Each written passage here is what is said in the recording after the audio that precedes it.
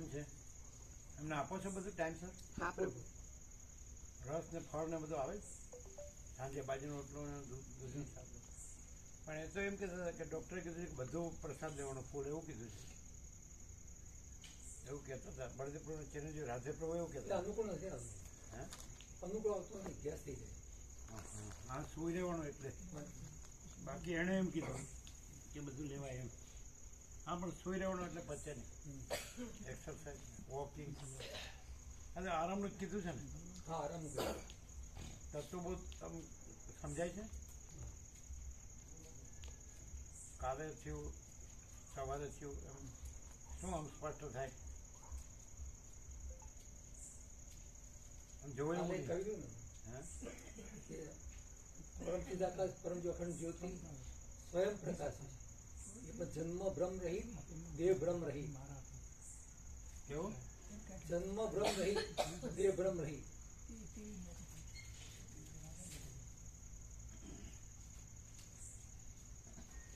એટલે બધું અનુકૂળ છે. રૂમ ને બધું વિશ્રામ ને બધું બરાબર. જે જોવે કહેવાનું આ લોકોને, હા ગોવા પ્રભુને કે બધા બરાબર આપો છો ને. આવે બધું છે એટલે અનુકૂળ છે. એના શાંતિ લાગવી જોઈએ. ના શાંતિ અનુકૂળ અનુભવાય. કોઈ તકલીફ નથી ને? ના. બરાબર.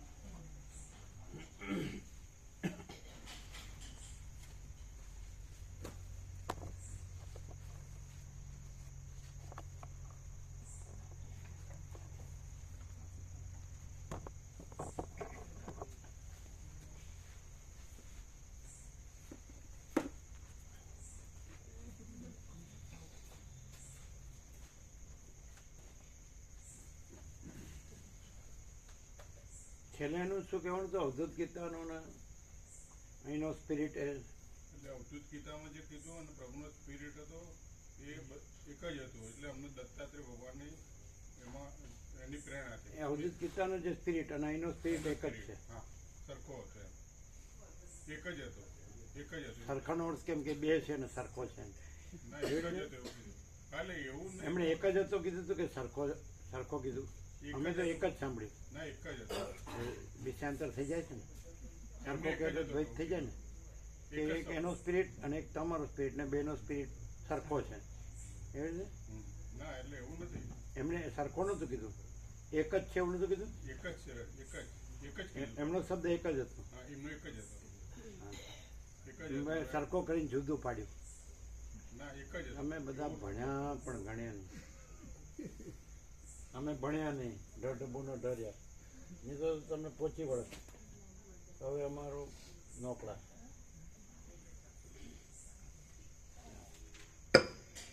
ઓમ ઓમ ઓમ બરાબર છે.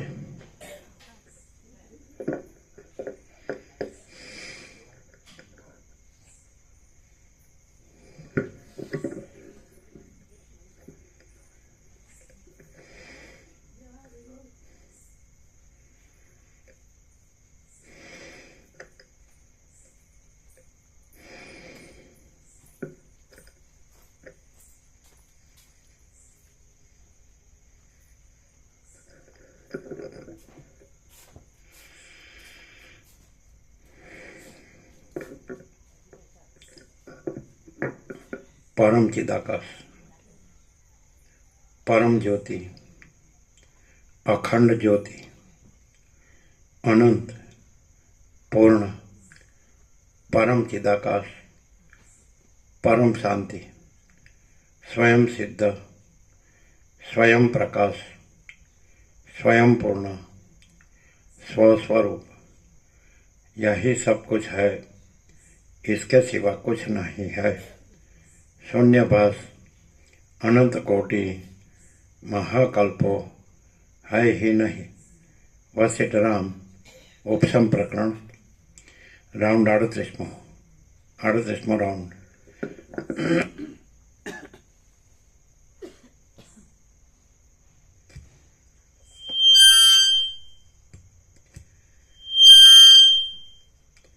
आद्य परब्रह्म सदगुरु देव की जय।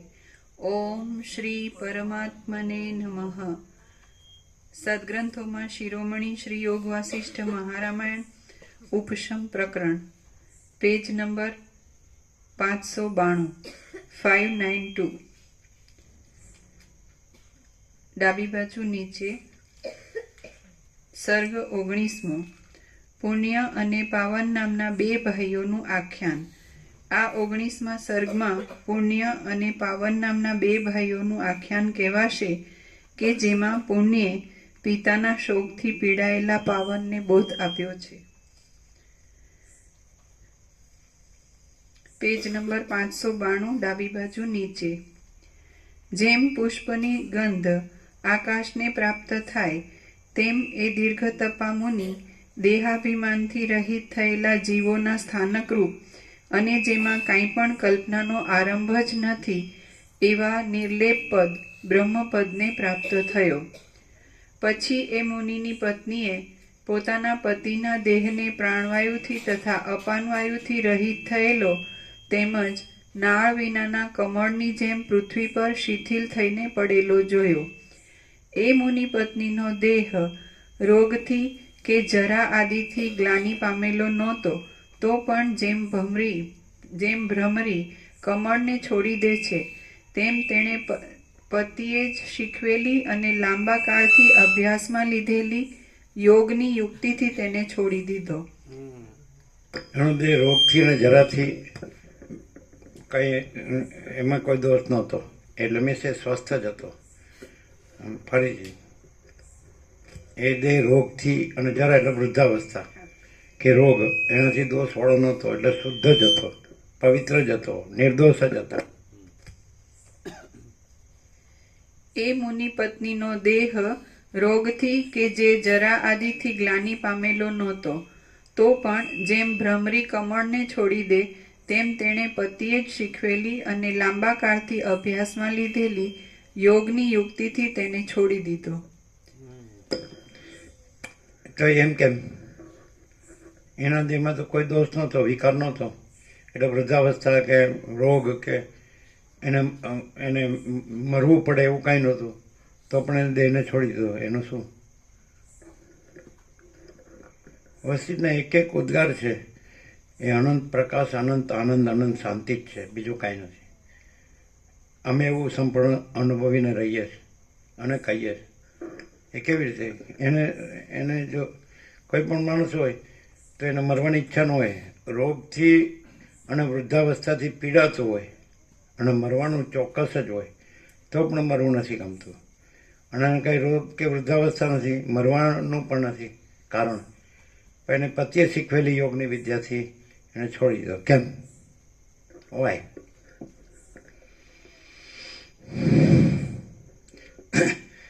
હવે દાખલા તરીકે વસી જ્યારે કહે ત્યારે સાંભળનાર તો એમ થાય આરોપથી વાત કરે છે, કારણ કે જે પરમ ચિદાકાશ પરમ જ્યોતિ અખંડ જ્યોતિ છે, જે પરમ ચિદાકાશ પરમ સત્ય પરમ તત્વ, તો એમાં તો બીજું કાંઈ યહી સબ કુછ है, કે સિવા કુછ નહીં, એમાં બીજું કાંઈ નથી, કોઈ નથી, કાંઈ નથી, કાંઈ થતું નથી. તો પછી આવા જ્ઞાની અને યોગીના દેહ જીવન મુક્ત, વિદેહ મુક્ત ને આ બધું બ્રાહ્મી સ્થિતિ, બ્રહ્મ નિર્વાણ, આ બધું કંઈ એ કહેવા તો એમ જ માગે છે કે ભાઈ પરમ ચિદાકાશ જ છે આ બધું, એમાં કોઈ ભ્રમ નથી, કોઈ કલ્પના નથી, કાંઈ બીજું કાંઈ નથી, બીજું કાંઈ થતું નથી. તો એમાં દાખલા આરોપથી તમે કે તમારો દેહ છે તો એની અવસ્થા છે, વૃદ્ધાવસ્થા છે અથવા રોગ છે, તો પછી તો કોણે નાખી દે છે? અમે તો કંઈ છે જ નહીં. એને રહેવું હોય તો રહે, ન રહેવું ન રહે. દ્રશ્ય દ્રષ્ટિએ એમ લાગતું હોય, દ્રશ્ય એટલે ભ્રાંત દ્રષ્ટિ, ભ્રાંતિથી એમ લાગતું હોય કે આ દેહ છે, તો અમે તો એમ કહે છે કે અમે પોતે જ પરમ ચિદાકાશ પરમ જ્યોતિ અખંડ જ્યોતિ છીએ અને અમારામાં કોઈ જન્મનો ભ્રમ નથી, દ્રશ્યનો ભ્રમ નથી, અહમનો ભ્રમ નથી, એ કે દેહ ને જીવ ને દેહાભિમાન એવો કોઈ ભ્રમ નથી. અને અમારે કાંઈ કોઈ બીજું પરમ પદ છે ને એની પૂર્ણ વિશ્રાંતિ પ્રાપ્ત કરવી છે રામની જેમ, એવું નથી. અમે સાક્ષી છીએ એવું નથી. અમે દ્રષ્ટા દ્રશ્ય છીએ કે સાક્ષી સાક્ષ્ય છીએ કે સમષ્ટિ વ્યષ્ટિ છીએ કે કારણ સૂક્ષ્મ સ્થૂળ છીએ કે નથી, એવું નથી. અમે પોતે જ પરમ ચિદાકાશ પરમ જ્યોતિ અખંડ જ્યોતિ છીએ. યહી સબ કુછ है, इसके सिवा कुछ नहीं है. તો પછી આરોપ દ્રષ્ટિએ કોઈ કાંઈ પણ કોઈ નથી એવું કોઈ કાંઈ પણ કહે, એને કાંઈ પણ દેખાતું હોય કે ન દેખાતું હોય, કે ન કે એને શું નિસ્બત? કાંઈ નથી, એની સાથે કોઈ નિસ્બત નથી. એટલે ચિદાકાશ છે એનોય કાંઈ કહેવાનું નથી, અને ચિદાભાસ છે એનોય કાંઈ કહેવાનું નથી.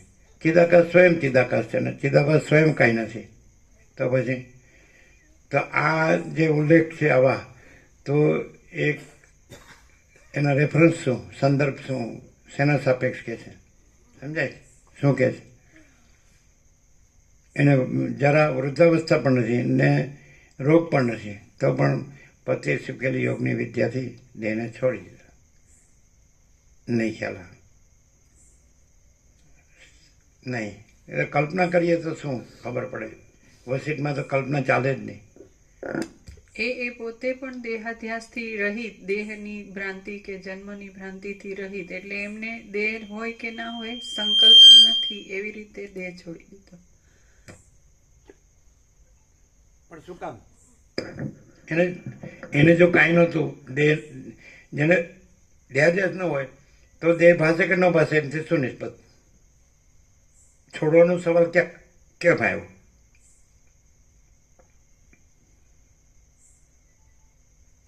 ના આવડે.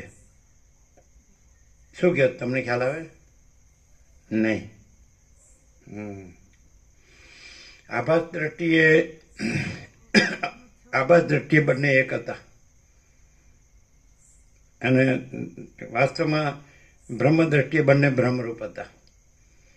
પછી આભાસનો સંબંધ ન રહ્યો, પછી રાખવાની શું જરૂર? નહીં ખ્યાલ આવ્યો. આભાસ દ્રષ્ટિએ પણ બંને બ્રહ્મરૂપ હતા. સમજાય કે નહીં? તો પછી આભાસનો સંબંધ ન રહ્યો, પછી રાખવાની શું જરૂર? ધારો કે વસીઠ અરુંધતી છે, તો આભાસ દ્રષ્ટિએ પણ બંને બ્રહ્મરૂપ છે. પછી વસીઠ છે તેનું નિર્વાણ થાય તો અરુંધતીને પછી દેહ રાખવાનો, એટલે એ આકાર એ તો કાંઈ નથી, તો આભાસ જ છે, તો કાંઈ નથી, પછી આભાસ રાખવાની શું જરૂર? બ્રહ્મરૂપે બંને, આભાસ રૂપે બંને આભાસ બ્રહ્મરૂપ નથી, બ્રહ્મરૂપે બંને બ્રહ્મરૂપ છે, અને આભાસ રૂપે બંને કાંઈ નથી. પણ આભાસ રૂપમાં પણ બ્રહ્મરૂપે બંને એક છે. આભાસ રૂપે બંને એક નથી. અજ્ઞાની સંસારી આભાસ રૂપે બે એક છે, અને જે બ્રહ્મરૂપ રહ્યા છે તો એ બ્રહ્મરૂપે બંને એક છે.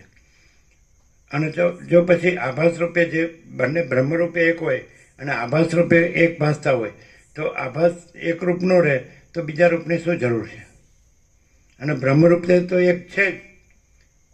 આભાસ રૂપે એક દેખાતા હોય એ અજ્ઞાનીનું ખોટું એ દર્શન છે, એનું અજ્ઞાન છે કે આ બે એક છે. કારણ કે પોતે દેહથી એક રહ્યા છે, એટલે મને એ બે દેહ છે. એ બે દેહ છે જ નહીં, એ બે બ્રહ્મ છે. પણ એમનો આભાસ છે એ બ્રહ્મરૂપે આભાસ દેખાઈ રહ્યો છે, બ્રહ્મનો આભાસ દેખાઈ રહ્યો છે, એટલે બ્રહ્મ જ છે.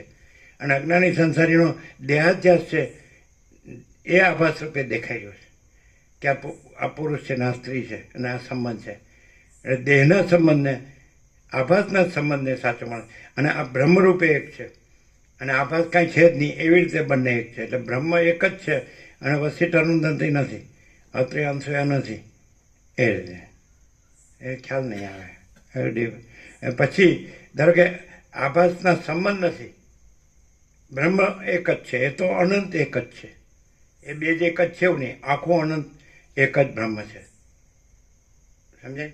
પણ ત્યાં આગળ બંને આભાસ નથી ને બ્રહ્મ છે, જે અનંતને એક જ છે, એ બ્રહ્મ છે. પણ આભાસ રૂપે એ બ્રહ્મ જ આભાસ રૂપે બે રૂપે ભાસતું હોય, સમજને સમજાય છે ને? તો પછી એક આભાસ રૂપ ન રહ્યું તો બીજા આભાસ રૂપને રાખે તો શું, ના રાખે તો શું? નથી ખ્યાલ? દાખલા તરીકે રામકૃષ્ણ પરમહંસ અને મા શારદા દેવી તો બ્રહ્મરૂપે એક જ છે. તો દાખલા તરીકે રામકૃષ્ણનું આભાસ રૂપ ન રહ્યું તો મા શારદાએ આભાસ રૂપ રાખ્યું. એટલે એનો કોઈ નિયમ નથી કે આભાસ રૂપ રાખવું કે છોડી દેવું. એ પણ ખબર પડે, એ પણ પ્રેક્ટિકલ નથી એવું. એટલે આની અંદર જે આભાસ ભ્રાંતિવાળો છે એને ખબર ન પડે, કારણ કે એ આ દેહ ને જીવ ને એમાં દેહાધ્યાસ ને તો એના સંબંધોને, એટલે ભ્રાંતિના સંબંધોને સાચા માને છે. જ્યારે જે બ્રહ્મરૂપ છે તો એને ભ્રાંતિનો દેહ કે જીવ કે દેહાભિમાન કે દેહાધ્યાસ કે એવો કોઈ ભ્રાંતિનો સંબંધ જ નથી. એટલે રાખે તો શું એ દેહ એ આભાસ ભ્રમ જ છે, કાંઈ છે જ નહીં. તો એ રાખે તો શું, ન રાખે તો શું? હવે યોગની વિદ્યા એટલે શું?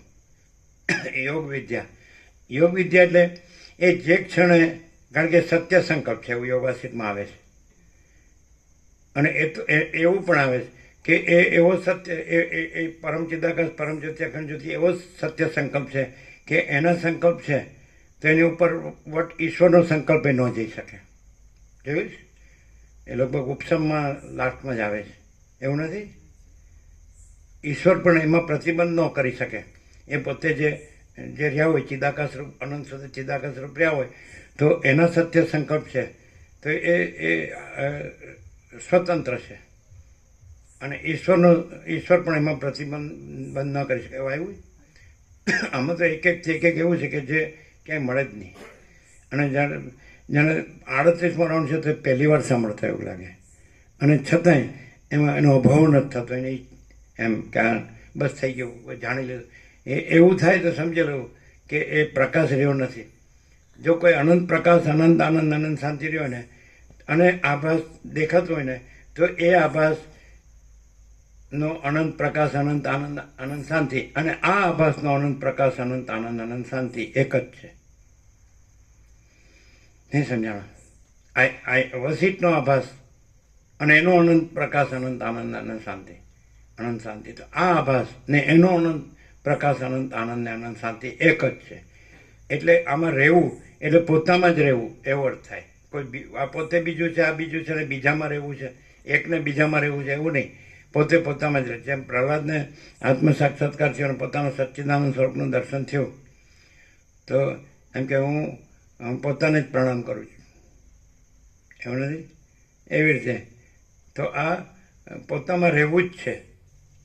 આજે છે સરળ શ્રવણ, એ પોતામાં રહેવું જ છે કે કોઈ પોતે બીજા છે ને વસિષ્ઠ બી, એ તો આભાસ દ્રષ્ટિ થઈ.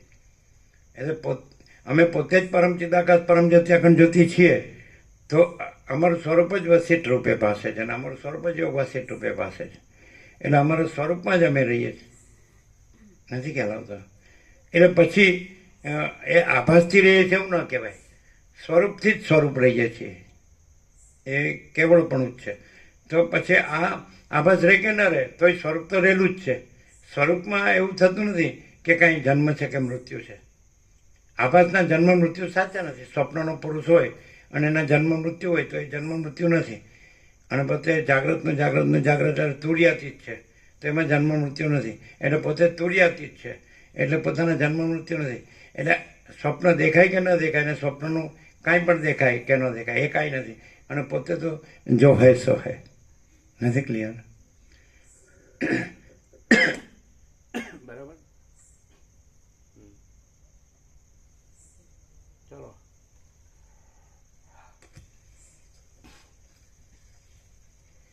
એ મુનિ પત્નીનો દેહ રોગથી કે જે જરા આદિથી ગ્લાનિ પામેલો નહોતો, તો પણ જેમ ભ્રમરી કમળને છોડી દે તેમ તેણે પતિએ જ શીખવેલી અને લાંબા કાળથી અભ્યાસમાં લીધેલી યોગની યુક્તિથી તેને છોડી દીધો.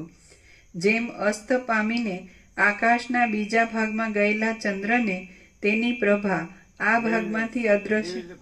કોઈ સ્વપ્ન પુરુષ હોય તો જાગૃત થાય તો કે પોતાનું સ્વપ્ન પુરુષ પણ છોડતો નથી, એ છે જ નહીં.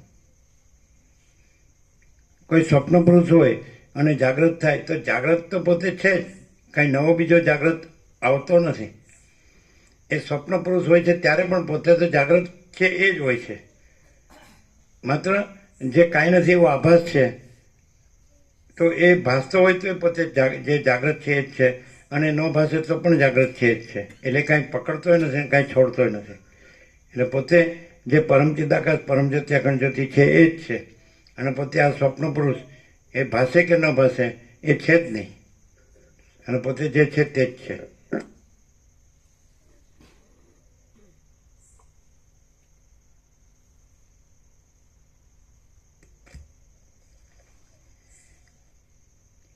જેમ અસ્ત પામીને આકાશના બીજા ભાગમાં ગયેલા ચંદ્રને તેની પ્રભા આ ભાગમાંથી અદ્રશ્ય થઈને અનુસરે છે, તેમ એ ઋષિપત્ની મરણ પામીને બ્રહ્મપદમાં ગયેલા પોતાના પતિને આ લોકમાંથી અદૃશ્ય થઈને અનુસરી પોતે પણ બ્રહ્મપદને પ્રાપ્ત થઈ. આમ માતા પિતા મરણ પામતા પુણ્ય તો શોકથી રહિત રહીને તેમને ઔર્ધ્વદૈહિક મરણ પછી કરવાના કર્મો કરવામાં લાગી ગયો અને પાવન માતા પિતાના મરણનું બહુ દુઃખ ધરવા લાગ્યો. શોકથી દૂષિત થયેલા ચિત્તવાળો પાવન પોતાના મોટા ભાઈની ધીરજ સામે જોતો નહોતો અને વિલાપ કરતો કરતો વનની ઝાડીઓમાં ફરવા લાગ્યો. પછી ઉદાર બુદ્ધિવાળા પુણ્યે માતા પિતાની ઔર્ધ્વદેહિક ક્રિયાઓને પતાવી અને શોકમાં જ તત્પર થયેલા પોતાના ભાઈ પાવનને વનમાં મળીને તેને નીચે પ્રમાણે કહ્યું. પુણ્ય બોલ્યો, હે ભાઈ, તું શા માટે આવો ગાઢ શોક કરે છે? આ શોક તો આંસુની ધારાઓને વરસાવનાર છે, ભયંકર છે અને કેવળ આંધળાપણું જ આપનાર છે. જેમ વર્ષા ઋતુમાં કમળ પોતામાંથી પાણીના ટીપા પાડે છે તેમ તું શા માટે તારા નેત્રોમાંથી આંસુના ટીપા પાડે છે? હે સમજુ ભાઈ, તારો પિતા તારી માતાની સાથે મોક્ષ નામની પરમાત્મા રૂપી પોતાની પદવીમાં જ ગયેલો છે. એ પદવી સર્વ પ્રાણીઓના અધિષ્ઠાન રૂપ છે અને બ્રહ્મવેત્તાઓના સ્વરૂપભૂત છે. તારો પિતા પોતાના સ્વરૂપને જ પ્રાપ્ત થયેલો છે, તો તું તેનો શોક શા માટે કરે છે? તે આ સંસારમાં મોહથી ઉત્પન્ન થયેલી એવી ભાવના બાંધી છે કે તે ભાવથી તું અશોચ્ય શોક કરવા યોગ્ય નહીં એવા પિતાનો પણ શોક કરે છે. અનેક જન્મોમાં તારા અનેક મા બાપ થઈ ગયા છે અને તારી એ જ માં હતી અને એ જ પિતા હતો એમ નથી. તેમજ તેઓને પણ અનેક જન્મોમાં અસંખ્ય પુત્રો થઈ ગયા છે, માટે તેમના આપણે 2 જ પુત્ર છીએ એમ પણ નથી. હે ભાઈ, જેમ અનેક વનોમાં જળના પ્રવાહની અનેક ગતિઓ થઈ ગયેલી હોય છે, તેમ અનેક જન્મોમાં તારા મા બાપ પણ લાખો થઈ ગયા છે. આપણા મા બાપને અસંખ્ય જન્મોમાં અસંખ્ય પુત્રો થઈ ગયા છે, માટે આપણે 2 જ એમના પુત્ર છીએ એમ નથી. હે ભાઈ, નદીના તરંગોની જેમ માણસોને અસંખ્ય જન્મોમાં અસંખ્ય પુત્રો થઈ ગયા છે. જેમ વૃક્ષને અને લતાને પાંદડા, કળીઓ તથા ફળો અનેક લાખ થઈ જાય છે, તેમ આપણા માતા પિતાને અનેક લાખ પુત્રો થઈ ગયા છે. જેમ મોટા વૃક્ષને તે ઋતુમાં અનેક ફળો પ્રાપ્ત થઈ જાય છે, તેમ જીવને તે જન્મમાં મિત્રો તથા બાંધવો અનેક પ્રાપ્ત થઈ જાય છે. હે ભાઈ, જો માતા પિતા અને પુત્રોનો સ્નેહને લીધે નિરંતર શોક કરવો યોગ્ય હોય તો જે માતા પિતા અને પુત્રો પૂર્વજન્મોમાં લાખો વ્યતીત થઈ ગયા છે તેમનો નિરંતર શોક શા માટે કરવો નહીં? આ જગતરૂપી બ્રહ્મમાં આ માં છે, આ બાપ છે અને આ પુત્ર આદિ છે એવી ખોટી ખટપટ જ ઊભી થયેલી જોવામાં આવે છે. હે ડાયા ભાઈ, વાસ્તવિક રીતે જોતા તારા કોઈ મિત્રો કે બાંધવો મુદ્દલ છે જ નહીં. જેમ બહુ જ તપી રહેલા મોટા નિર્જળ દેશમાં પાણીનો છાંટો હોવાનો પણ સંભવ નથી, તેમ અદ્વૈત પરબ્રહ્મમાં નાશનો અંશ પણ હોવાનો સંભવ નથી. હે મોટી બુદ્ધિવાળા ભાઈ, છત્રોથી અને ચામરોથી ચળકતી આજે રાજ્યાદિકની લક્ષ્મીઓ તારા જોવામાં આવે છે, તેઓ એક જાતનું સ્વપ્ન જ છે અને તે 3 દિવસ કે 5 દિવસ જ રહેનારી છે. હે ભાઈ, તું પરમાર્થ દ્રષ્ટિથી સત્ય વસ્તુનો વિચાર કર. વાસ્તવિક રીતે જોતા તું પણ નથી અને અમે પણ નથી. તું તથા અમે હોવાની તારા મનમાં જે ભ્રાંતિ છે તેને તું છોડી દે. આ જતો રહ્યો અને આ મરી ગયો એવા ખોટા વિચારો પોતાના સંકલ્પ માત્ર રૂપી સન્નિપાતમાંથી જ ઉઠીને આગળ ખડા થયેલા જોવામાં આવે છે. એ વિચારોમાં કોઈ પણ સત્યતા નથી. અજ્ઞાનરૂપી તડકાથી છવાયેલા આત્મારૂપી મરુદેશમાં આ ચપળ અને અનંત રૂપોવાળું પોતાના સંકલ્પરૂપી વાસના નામનું ઝાંઝવાનું પાણી શુભાશુભ યોનિઓ રૂપી તરંગોથી નાચ્યા કરે છે. શ્રી યોગ વાસિષ્ઠ મહારામાયણમાં ઉપશમ પ્રકરણનો પાવન બોધન નામનો સર્ગ 19મો સમાપ્ત. સર્ગ 20મો. પુણ્યે પાવનને અનેક જન્મોની વાત કહી. આ 20મા સર્ગમાં પુણ્ય શોકને તથા મોહને મટાડવા માટે પાવનની પાસે તેના તથા પોતાના અનેક જન્મો થઈ ગયાની વાત કહેશે. પુણ્ય બોલ્યો, હે ભાઈ, પિતા કોણ છે, માતા કોણ છે, મિત્ર કોણ છે અને બાંધવો કોણ છે? પિતા, માતા, મિત્ર, શત્રુ તથા બાંધવો આદિ માણસો રૂપી રજની કણીઓ કેવળ ભ્રાંતિરૂપી વંટોળિયાથી જ ઉઠ્યા કરે છે. બંધુઓ, મિત્રો, પુત્રો, સ્નેહની દશા, દ્વેષની દશા તથા મોહની દશા ઇત્યાદિ આ મોટી ખટપટ પોતે કરેલી ભાવનાથી જ વિસ્તારવાળી થાય છે. જેમાં બંધુપણાની ભાવના કરીએ તો તે બંધુ થાય છે અને જેમાં શત્રુપણાની ભાવના કરીએ તે શત્રુ થાય છે. ઝેરના કીડાઓ ઝેરમાં અમૃતની ભાવના કરે છે તો તેઓને ઝેર અમૃત થાય છે. માટે સિદ્ધ થાય છે કે ભાવના જ જગતની સ્થિતિનું કારણ છે. આત્મા એક જ છે અને સર્વવ્યાપક છે. તેમાં આ બંધુ છે અને આ બીજો છે એવી કલ્પના ભ્રાંતિ વિના ક્યાંથી આવવી ઘટે? હે ભાઈ, લોહી, માંસ અને હાડકાના સમૂહમય આ જડ દેહરૂપી અસ્થિ પિંજરથી જુદો ચેતનવાળો હું કોણ છું એમ તું પોતે પોતાના ચિત્તથી જ વિચાર કરી જો. વાસ્તવિક રીતે જોઈએ તો તું પણ કોઈ નથી અને હું પણ કોઈ નથી. આ પુણ્ય છે અને આ પાવન છે ઇત્યાદિ રૂપે મિથ્યા જ્ઞાન જ રૂઢ થાય છે. તું અનંત વિસ્તારવાળું વ્યાપક બ્રહ્મ તત્વ જ છે.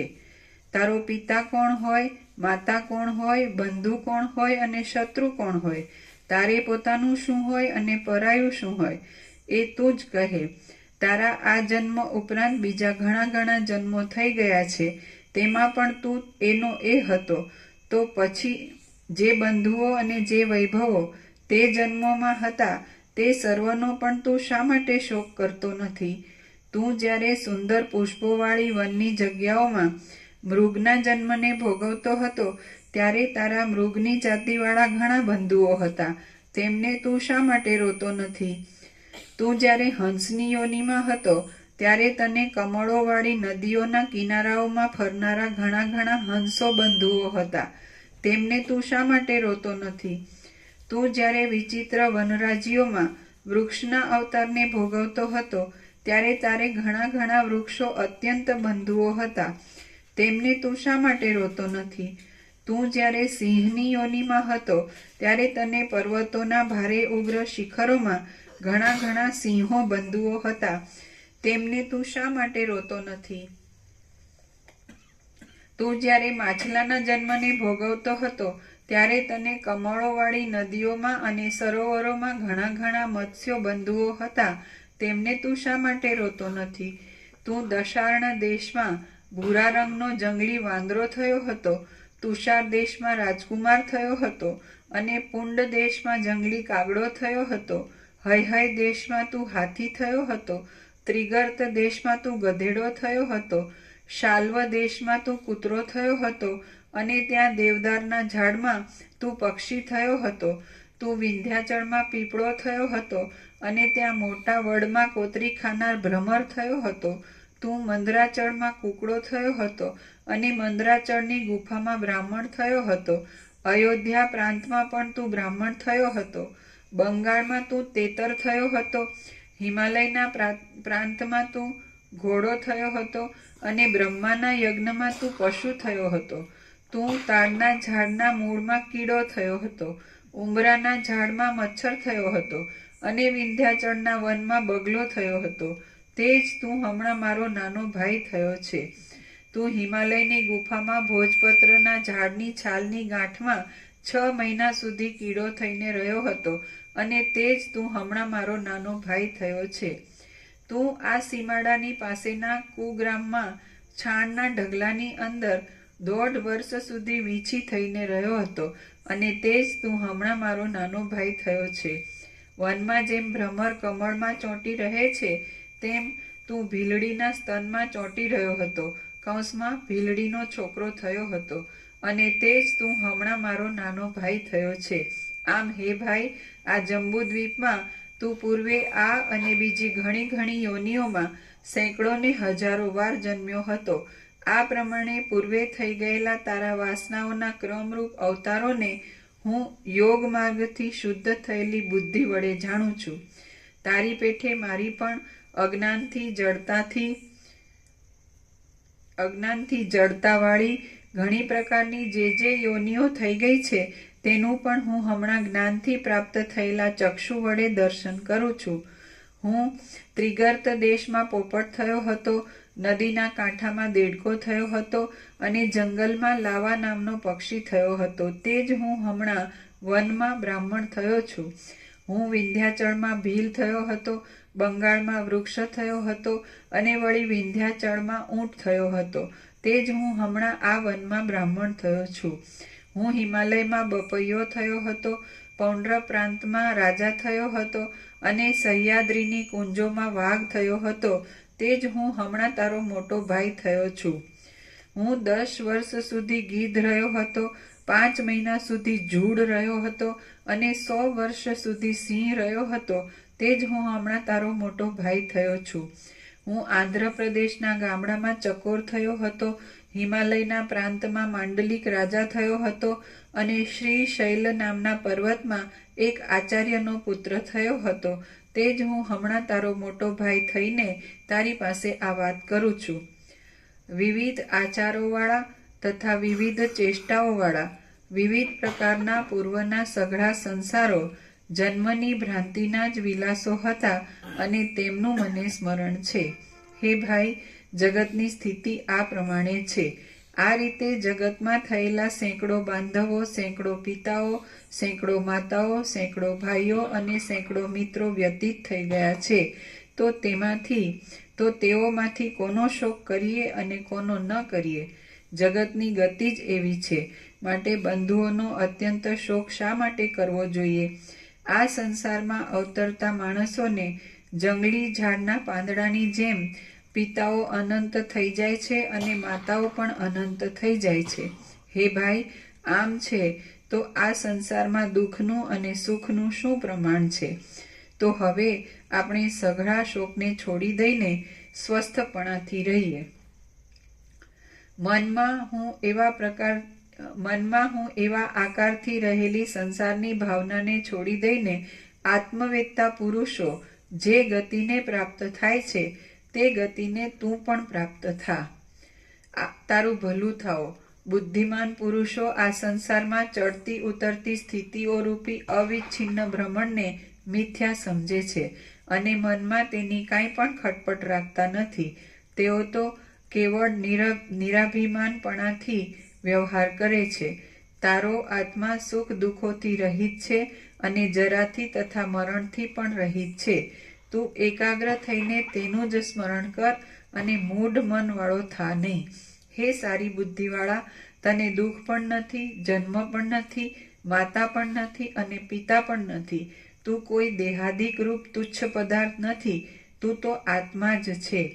આ સંસારરૂપી નાટકમાં અનેક પ્રકારની ચેષ્ટાઓ કરનારા મૂર્ખ લોકો રૂપી પાત્રો જ દેહાદિક રૂપી વેશના રસથી સંયુક્ત થઈ જાય છે.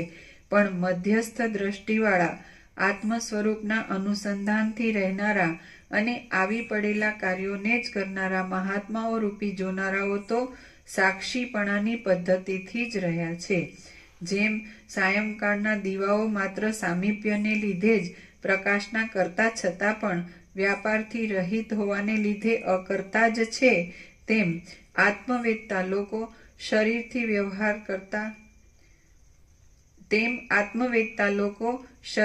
વ્યવહારના કરતા છતાં પણ મનમાં અભિનિવેશથી રહિત હોવાને લીધે અકર્તા જ છે.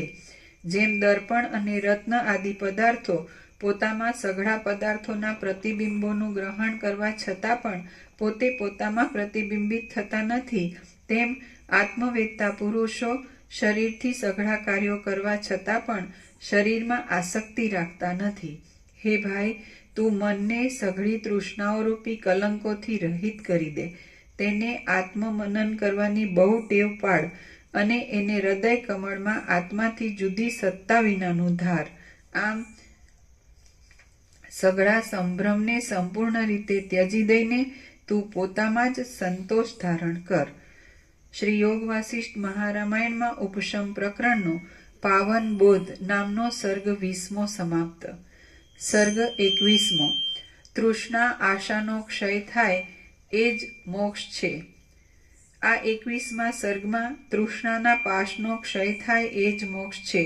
ચિત્તની વૃત્તિઓ આશાથી જ પ્રવર્તે છે અને આશાઓથી રહિત થયેલા આત્મપૂર્ણ પુરુષને પોતાની મેળે જ મુક્તિ થાય છે એટલું કહેવામાં આવશે. વસિષ્ઠ બોલ્યા, હે રામ, તે સમયે પુણ્ય પાવનને આમ સમજાવ્યો એટલે જેમ પ્રભાતમાં પૃથ્વી પ્રકાશયુક્ત થાય છે તેમ તે જ્ઞાનયુક્ત થયો. પછી કોઈ જાતની નિંદામાં પાત્રરૂપ નહીં થયેલા એ બંને ભાઈઓ જ્ઞાન તથા અનુભવના પારને પહોંચ્યા અને શરીરના પ્રારબ્ધનો ક્ષય થવા સુધી તેઓ જીવન મુક્તપણાથી તે વનમાં ફર્યા. પછી કેટલાય સમય પછી કાળે પ્રારબ્ધનો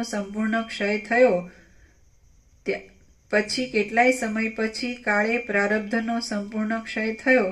ત્યારે જેમ તેલથી રહિત થયેલા દીવાઓ શાંત થઈ જાય તેમ દેહોથી રહિત થયેલા એ બંને ભાઈઓ નિર્વાણ પદને પ્રાપ્ત થયા. હે રામ, આ પ્રમાણે પૂર્વે ભોગવેલા દેહોના સંબંધીઓ આદિ અસંખ્ય હોય છે તો તેઓમાંથી કોનો શોક કરવો અને કોનો શોક ન કરવો? આથી હે રઘુનંદન, આ અનંત તૃષ્ણાઓનો ત્યાગ કરવો એ જ સુખનો ઉપાય છે. તૃષ્ણાઓને વિષયોના સંપાદનથી વધારવી એ સુખનો ઉપાય નથી.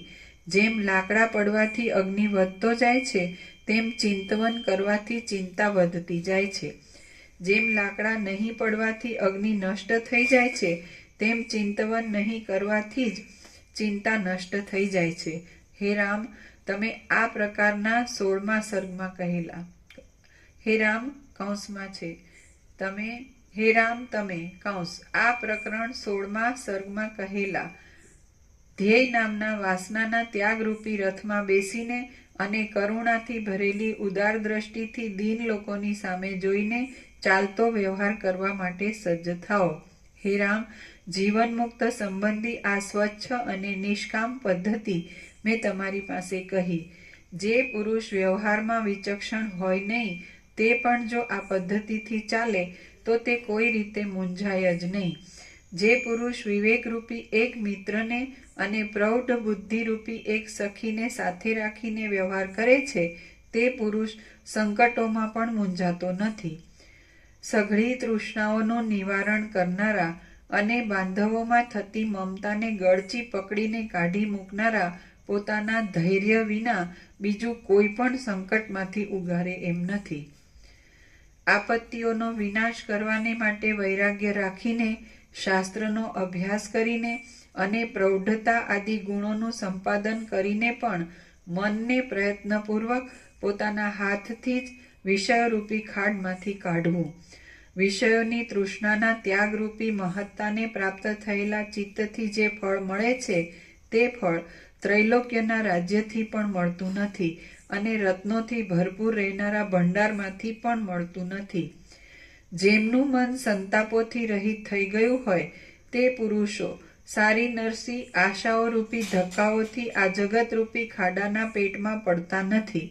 જેણે પગરખા પહેર્યા હોય તે પુરુષને સઘળી પૃથ્વી ચામડાથી મઢાયેલી જણાય છે તેમ જેનું મન બ્રહ્માનંદરૂપી અમૃતના જરાઓથી ભરપૂર થયું હોય તે પુરુષને સઘળું જગત બ્રહ્માનંદરૂપી અમૃતના જરાઓથી ભરપૂર જણાય છે.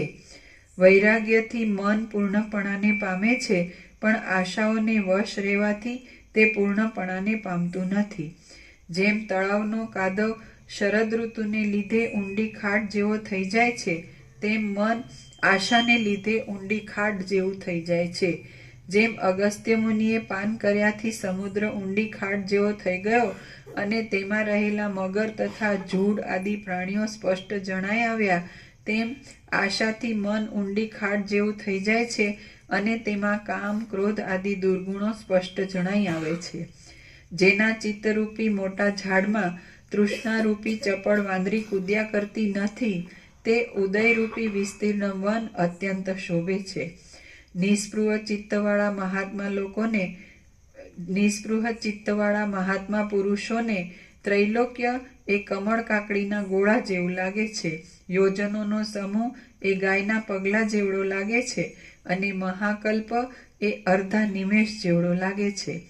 સ્પૃહાથી રહિત થયેલા મનમાં જેવી શીતળતા થાય છે તેવી શીતળતા ચંદ્રમામાં પણ નથી, હિમાલયની ગુફામાં પણ નથી, કેળમાં પણ નથી અને ચંદનોના વનમાં પણ નથી. સ્પૃહાથી રહિત થયેલું મન જેવું શોભે છે તેવો પૂર્ણ ચંદ્ર પણ શોભતો નથી, તેવો ભરપૂર ક્ષીરસાગર પણ શોભતો નથી અને તેવું લક્ષ્મીનું મુખ પણ શોભતું નથી. જેમ વાદળાની પંક્તિ ચંદ્રને મલિન કરી દે છે અને જેમ આંજણની લીટી કળી ચૂનાના લેપને મલિન કરી દે છે, તેમ આશારૂપી પિશાચણી મનુષ્યના મનને મલિન કરી દે છે. ચિત્તરૂપી મોટા વૃક્ષની આશાઓ નામની શાખાઓ સઘળી દિશાઓને ઢાંકી દેનારી છે. જો તેઓ કપાઈ જાય તો ચિત્તરૂપી મોટું વૃક્ષ ઠૂંઠાપણાને પ્રાપ્ત થાય છે. તૃષ્ણાઓરૂપી મોટી શાખાઓ કપાઈ જાય છે અને ચિત્તરૂપી વૃક્ષ સુકાઈ જાય તો ધીરજરૂપી વૃક્ષ એક સરખી રીતે સેંકડો શાખાઓથી ભરપૂર થાય છે. જો અતૂટ ધીરજથી ચિત્તરૂપી વૃક્ષનો નાશ કરવામાં આવે તો નાશ રહિત પદની પ્રાપ્તિ થાય. હે રામ, તમે ઉત્તમ ધૈર્ય રાખીને ચિત્તની વૃત્તિઓરૂપી આશાઓને ઉગવા જ દો નહીં, તો તમને સંસારનો ભય છે જ નહીં. તમારું ચિત્ત જ્યારે વૃત્તિઓથી રહિત થઈ એ અચિત્તપણાને પ્રાપ્ત થશે ત્યારે તમે પોતામાં જ મોક્ષમય વિસ્તીર્ણ સત્તાને પ્રાપ્ત થશો. હે રામ, ચિત્તરૂપી ઘરમાં જો તૃષ્ણારૂપી ઘુવડની માદા ગરબડ કર્યા કરતી હોય તો સઘળા અમંગલો અત્યંત વિસ્તાર પામે છે. જે ચિંતવન છે તે જ ચિત્તની વૃત્તિ છે એમ કહેવામાં આવે છે. એ ચિંતવન આશાથી જુદું નથી. તેથી તમે ચિત્તની વૃત્તિરૂપી આશાનો ત્યાગ કરીને નિશ્ચિંત થાઓ. જેની જે વૃત્તિ હોય તેની તે વૃત્તિનો અભાવ થાય તો તેનો ક્ષય જ થાય છે. એટલા માટે ચિત્તનો ક્ષય કરવાને માટે ચિત્તની વૃત્તિનો ક્ષય કરો. હે મહાત્મા રામ, તમે સઘળી તૃષ્ણાઓને શાંત કરીને એટલે કે આશા નામના ભવબંધનને તોડી નાખીને જીવન મુક્ત થાઓ. મનમાં રહેનારી નીચ આશાઓ જ આત્માને બેડીની જેમ અને દોરડાની પેઠે બંધનના કારણરૂપ થાય છે. જો આશાઓ ગલિત થઈ જાય તો કોણ મુક્ત ન થાય? શ્રી યોગ વાસિષ્ઠ મહારામાયણમાં ઉપશમ પ્રકરણનો તૃષ્ણા વિચિકિત્સા યોગોત્પત્તિ નામનો સર્ગ 21મો સમાપ્ત.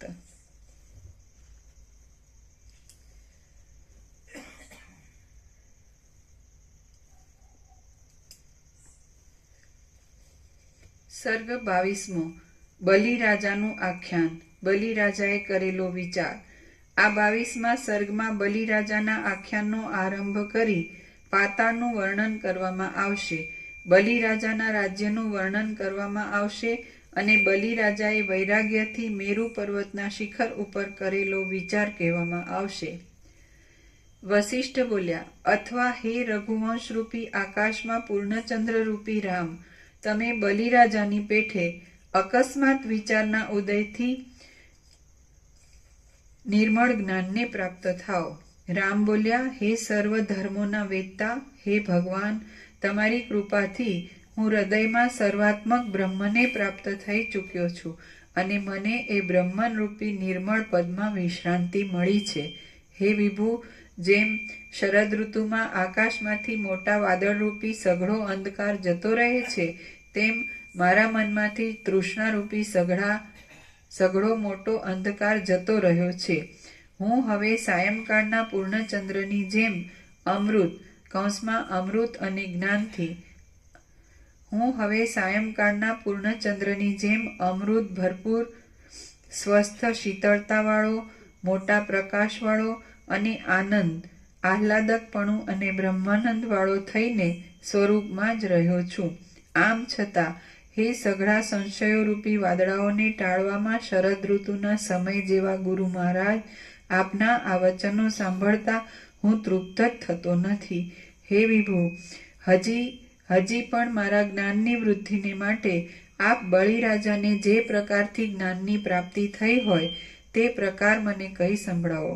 સદ્ગુરુઓ નમ્ર શિષ્યને બોધ આપવામાં પરિશ્રમને ગણકારતા નથી. વશિષ્ઠ બોલ્યા, હે રામ, તમને હું બલિરાજાનું ઉત્તમ વૃત્તાંત કહું છું, તે તમે સાંભળો. તે સાંભળવાથી જ તમે અખંડ આત્મ સ્વરૂપ બોધને પ્રાપ્ત થશો. આ બ્રહ્માંડની અંદર કોઈ દિશારૂપી નાની કુંજમાં પૃથ્વીની નીચે પાતાળ નામનો એક પ્રખ્યાત લોક છે. એ પાતાળ લોક કોઈ સ્થળમાં ક્ષીરસાગરમાંથી ઉત્પન્ન થયેલી અને જાણે અમૃતના કિરણોથી આચ્છાદિત થયેલી રૂપવતી દાનવ કન્યાઓથી ભરપૂર છે. કોઈ સ્થળમાં તે સેંકડો તથા હજારો મસ્તકોવાળા, એક મોઢામાં 2 ચપળ જીભોવાળા અને જીભોના સમૂહોથી શાસ્ત્ર આદિના ભારે વ્યાખ્યાનો કરનારા વાસુકી આદિ નાગોથી પૂર્ણ છે. કોઈ સ્થળમાં તે પહાડ જેવા શરીરોથી જગતને ઘેરી લે એવા યજ્ઞોના હવિષ્યોનું બળાત્કારથી ભક્ષણ કરનારા અને જાણે ચાલતા મેરુ પર્વતો હોય એવા દાનવોથી વ્યાપ્ત છે. કોઈ સ્થળે તે મોટા મોટા દાંતરૂપી વૃક્ષોથી પહાડ જેવા ભયંકર લાગતા અને જેમના કુંભ સ્થળોરૂપી શિખરોના અગ્રોમાં ભૂમંડળના મધ્યને વિશ્રામ મળ્યો છે એવા દિશાઓરૂપી હાથીઓથી સંયુક્ત છે. કોઈ નીચા ભાગમાં તે ઉકળવાની ભારે કડકડાટીથી સઘળા પ્રાણીઓને ત્રાસ આપનારા અને દુર્ગંધમય દેખાવવાળા નરકોના મંડળોથી સંયુક્ત છે. કોઈ સ્થળમાં તે પૃથ્વીથી તે છેક 7મા પાતાળ સુધી ઊંડા ગયેલા હોવાથી જાણે 7 પાતાળોને પરોવીને ઊભા હોય એવા મેરુ આદિ પર્વતોના પાયાઓથી વ્યાપ્ત છે. કોઈ સ્થળમાં તે ગુફાઓના જેવા ટૂંકા ટૂંકા પ્રદેશોથી વ્યાપ્ત છે. કોઈ પ્રદેશમાં તેને જેમના ચરણ કમળની રજને દેવતાઓ તથા દૈત્યો માથે ચડાવે છે એવા કપિલ ભગવાને પોતાના નિવાસથી પવિત્ર કરેલો છે. કોઈ સ્થળમાં તેને દૈત્યોની સ્ત્રીઓએ ભેગી કરેલી અનંત પૂજનોની સામગ્રીઓથી વિનોદને ઈચ્છતા હાટકેશ્વર કૌંસમાં સદાશિવે પાળેલો છે. એ પાતાળ લોકમાં દૈત્યોના હોવાથી મોટો રાજકારભાર ચાલ્યા કરે છે. તેમાં વિરોચનનો પુત્ર બલિ નામનો દાનવ રાજ્ય કરતો હતો. સઘળા દેવતાઓ, વિદ્યાધરો અને સર્પોની સાથે દેવરાજ ઇન્દ્ર પણ રોતો રોતો એ બલિરાજાના પગ ચાંપવાની ઈચ્છા કરતો હતો. બ્રહ્માંડો રૂપી રત્નોના ભંડારરૂપ સર્વ પ્રાણીઓના રક્ષક અને ત્રૈલોક્યના પાલકોના પણ પાલક એ ઉપેન્દ્ર કૌંસમાં વામનજી ભગવાન એ બલિરાજાનું પાલન કરતા હતા. જેમ મોરના ટવકાને સાંભળવાથી સર્પોની છાતીની નાડીઓ સુકાઈ જાય છે અને પીડિત થઈ જાય છે, તેમ એ બલિરાજાનું નામ સાંભળવાથી ઐરાવત હાથીના ગંડસ્થળના પ્રદેશો સુકાઈ જતા હતા તથા પીડિત થઈ જતા હતા. એ બલિરાજા કોપ કરતો હતો ત્યારે તેના પ્રતાપની ઉગ્ર ગરમીથી 7 સમુદ્રો પ્રલયકાળની જેમ સુકાઈ જઈને કેવળ 7 ખાડાઓ જેવા થઈ રહેતા હતા. બલિરાજાએ કરેલા ઘણા ઉત્તમ યજ્ઞોના ધુમાડાઓ વાદળા રૂપે ગોઠવાઈને સમુદ્રને ઘેરી રહ્યા હતા અને તે વાદળાઓ તેમાંથી જળ ભરીને આ બ્રહ્માંડનું વૃષ્ટિથી રક્ષણ કરતા હતા. એ બલિરાજા જ્યારે ક્રોધથી કરડી દ્રષ્ટિ કરતો હતો ત્યારે પૃથ્વીને ધારણ કરનારા મેરુ આદિ પર્વતો નમવા લાગતા હતા. આથી સઘળી દિશાઓ નમી પડતી હતી અને તેઓ ફળોથી નમી રહેલી લતાઓ જેવી લાગતી હતી. એ બલિરાજે સઘળા લોકોના અલંકારરૂપ ઇન્દ્ર આદિ લોકપાલોને રમત માત્રમાં જીતી લીધા હતા અને એણે 10 કરોડ વર્ષ સુધી રાજ્ય કર્યું હતું. પછી જળની ચકરીઓની પેઠે આવર્તન પામનારા અનેક યુગો વીતી ગયા. કેટલાયક દેવતાઓના તથા દૈત્યોના સમૂહો કાળગતિથી મરણ પામ્યા. કેટલાયક દેવતાઓના તથા દૈત્યોના સમૂહો કાળગતિથી નવા ઉત્પન્ન થયા અને ત્રૈલોક્યમાં સર્વોત્તમ કહેવાતા ભોગો નિરંતર અત્યંત ભોગવવામાં આવ્યા. ત્યારે દાનવોના અધિપતિ તે બલિરાજાને ભોગોમાં અરુચિ ઉત્પન્ન થઈ. આમ થતાં તે બલિરાજાએ એક દિવસ મેરુ પર્વતના અગ્રભાગમાં રત્નોથી બનાવેલા મહેલના ગોખમાં બેઠે બેઠે પોતાની મેળે સંસારની સ્થિતિનો નીચે પ્રમાણે વિચાર કર્યો. માઇક નીચું, મોઢું નીચું રહે છે ને માઇક ઊંચું છે.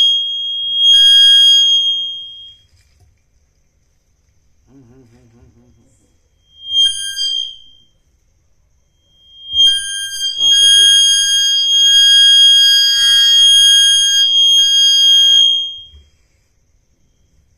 બહુ નીચું થઈ ગયું. વંચાય ત્યારે મોઢે જેટલા રહે એટલે એડજસ્ટ કરો. ઓકે.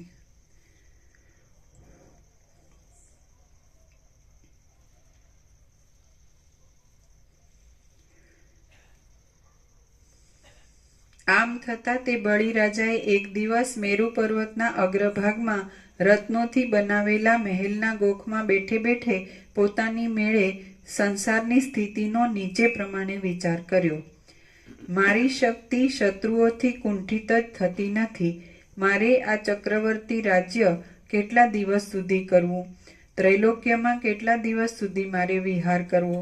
ત્રૈલોક્યને આશ્ચર્ય આપનારો અને ઘણા ઘણા ભોગોથી મનનું આકર્ષણ કરનારો આ મારો મોટો દેશ ભોગવવાથી મને શું ફળ પ્રાપ્ત થશે? ભોગોનો આ સંપૂર્ણ ઉપભોગ ઉપરથી મીઠો લાગે એવો છે, પણ અંતે નાશ પામીને મહાદુઃખ આપે એવો છે. તે મને શું સુખ આપે છે? વળી પાછો દિવસ ઉગે છે, વળી પાછી રાત્રિ પડે છે, અને વળી પાછા એના એ કાર્ય કરવામાં આવે છે, તો વારંવાર એના એ કાર્યો કરવાથી તો લજ્જા પામવી જ યોગ્ય છે, રાજી થવું યોગ્ય નથી. ફરી ફરીને કાંતાને આલિંગવી અને વળી પાછી તેને ભોગવવી એ તો બાળકના જેવી રમત જ કહેવાય. માટે મહાત્મા પુરુષોએ તો એથી લજાવવું જોઈએ. ભોગવાઈને તુરત સ્વાદરહિત થઈ જતા તેના તે ભોગોને દિવસે દિવસે વારંવાર ભોગવવાથી સમજુ પુરુષ શા માટે લજવાય નહીં? વળી દિવસ આવે છે, વળી રાત્રિ આવે છે, અને વળી દિવસ તથા રાતે એના એ કાર્યો કરવામાં આવે છે, તો હું ધારું છું કે એ રીતે વારંવાર ચૂંથણા કરવા એ તો સમજુ પુરુષને ઉપહાસ કરાવનાર છે. જેમ જળ એકવાર તરંગરૂપ થઈને પુનઃ પણ તરંગરૂપ જ થાય છે, તેમ પ્રાણીઓ પણ તેના તે જ કાર્યોને પ્રાપ્ત થાય છે. ઉન્મત્તની ચેષ્ટા સમાન અને બાળકની રમત જેવી આ જગતની ક્રિયાઓ સમજુ મનુષ્યને હસાવે છે. નિત્ય વારંવાર એના એ કાર્યો કરવામાં આવે છે, છતાં પણ તેઓથી એવું કયું ફળ પ્રાપ્ત થાય એમ છે કે તે પ્રાપ્ત થયા પછી બીજી કાંઈ કડાકૂટ કરવી જ ન પડે? આ લોકના અને પરલોકના સુખને માટે કર્મોની આ મોટી ખટપટ અમારે કેટલાક કાળ સુધી કર્યા કરવી, અને એ કરવાથી કયું અવિનાશી ફળ મળે એમ છે? આ તો એક જાતની અંત વિનાની છોકરાની રમત જણાય છે. પરિણામ જોતા તેમાં કાંઈ પણ સાર નથી. જેમને દુઃખોના સમૂહોમાં પડવાની ઈચ્છા હોય તેઓ જ આ વ્યર્થ રમતની વારંવાર પુનરાવૃત્તિ કર્યા કરે છે. આ કડાકૂટમાં મને કોઈ પણ એક અતિ ઉત્તમ ફળ જોવામાં આવતું નથી કે તે ફળ પ્રાપ્ત થયા પછી બીજું કાંઈ કરવાનું જ ન રહે. આ કડાકૂટમાં કેવળ ભોગ ભોગવવાનું જ સુખ મળે છે. તે સુખ તો ક્ષણિક છે અને તુચ્છ છે. એથી કાંઈ બીજા પ્રકારનું અવિનાશી સુખ મળે એમ નથી. હવે હું વિચાર કરી જોઉં કે અવિનાશી સુખ શું છે અને તે કેમ મળે. હે રામ, આમ વિચારીને બળીરાજા તરત એકાગ્ર થઈને ચિંતવન કરવા લાગ્યો. જરાવાર ભ્રમરાના ચાળા કરીને મનમાં વિચાર કરતા સ્મરણ પ્રાપ્ત થવાથી બળીરાજા પોતામાં જ બોલ્યો કે હા, મને યાદ આવ્યું. જગતની પૂર્વાપર પદ્ધતિને જોઈ લેનારા અને આત્મતત્વને જાણનારા મારા મહાત્મા પિતા વિરોચનને મેં પૂર્વે પૂછ્યું હતું કે હે મહાબુદ્ધિમાન, જેમાં સંસાર સંબંધી સઘળા દુઃખોની અને સુખોની સઘળી ખોટી કડાકૂટો શાંત થઈ જાય તેવો સંસારનો અંત ક્યાં કહેવાય છે? હે પિતા, મનનો મોહ કયા સ્થળમાં શાંત થાય છે? સઘળી તૃષ્ણાઓ કયા સ્થળમાં ટળી જાય છે? અને પુનરાવૃત્તિ વિનાની અખંડ વિશ્રાંતિ કયા સ્થળમાં મળે છે? કયું સ્થળ પ્રાપ્ત થાય તો આ સંસાર સંબંધી વિષયોમાંથી મળવાના સુખમાં તૃપ્તિ કૌંસમાં આશાનો વિરામ થઈ જાય અને કયું સ્થળ જોવામાં આવે તો બીજું કાંઈ પણ જોવાની જરૂર રહે નહીં. આ સંસાર સંબંધી ભોગો તો અનેકાનેક છે, પણ તે સુખ આપતા નથી. એટલું જ નહીં, તેઓ તો સત્પુરુષોના મનને પણ ખળભળાવી દે છે અને તેને મોહમાં પાડી દે છે. હે પિતાજી, આમ છે એટલા માટે અખંડ આનંદથી પ્રિય લાગે એવું કોઈ સ્થળ મને બતાવો કે તેમાં રહીને હું લાંબી વિશ્રાંતિ પામું. તે વખતે મારા પિતાજી કલ્પવૃક્ષની નીચે બિરાજ્યા હતા. એ કલ્પવૃક્ષ સ્વર્ગમાંથી બળાત્કારે હરી લાવવામાં આવ્યું હતું અને આંગણામાં રોપવામાં આવ્યું હતું. એનું મૂળ પુષ્પોના સમૂહોથી ઢંકાઈ ગયું હતું અને એ પુષ્પો ચંદ્રકિરણ સમાન ગુચ્છોમાંથી પડતા હતા. મારું એ પ્રકારનું પૂછવું સાંભળીને મારા મોહને શાંત કરવા માટે મારા પિતાજીએ કલ્પવૃક્ષના વિસ્તીર્ણ રસાયનો રૂપ મકરંદ જેવું આ પ્રમાણે મધુર વચન કહ્યું હતું. શ્રી યોગ વાસિષ્ઠ મહારામાયણમાં ઉપશમ પ્રકરણનો વિરોચન સ્મરણ નામનો સર્ગ 22મો સમાપ્ત.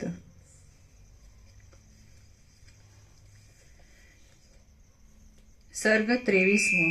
ચિત્તને જીતવા માટે રાજા તથા મંત્રીનું ઉપાખ્યાન. આ 23મા સર્ગમાં ચિત્તને જીતવાનું કહેવાને માટે રાજાનું અને મંત્રીનું ઉપાખ્યાન કહેવામાં આવશે અને તેમાં મંત્રીના અદ્ભુત બળનું વર્ણન કરવામાં આવશે. વિરોચન બોલ્યો, હે પુત્ર, અત્યંત વિસ્તારવાળો અને મોટા અવકાશવાળો એક દેશ છે. દેશની નીચે ટાંચ છે મોક્ષ. વિરોચન બોલ્યો, હે પુત્ર, અત્યંત વિસ્તારવાળો અને મોટા અવકાશવાળો એક દેશ છે અને તેમાં ઘણા ઘણા હજારો ત્રૈલોક્યો સમાઈ જાય છે. એ દેશમાં સમુદ્રો નથી, અખાતો નથી, પર્વતો નથી, વનો નથી, તીર્થો નથી, નદીઓ નથી અને સરોવરો નથી. તેમાં પૃથ્વી નથી, આકાશ નથી, સ્વર્ગ નથી, વાયુ આદિ નથી. મોક્ષ છે તો ટાંચમાં આપ્યો છે એટલે અનુવાદકમાં જ હશે ને.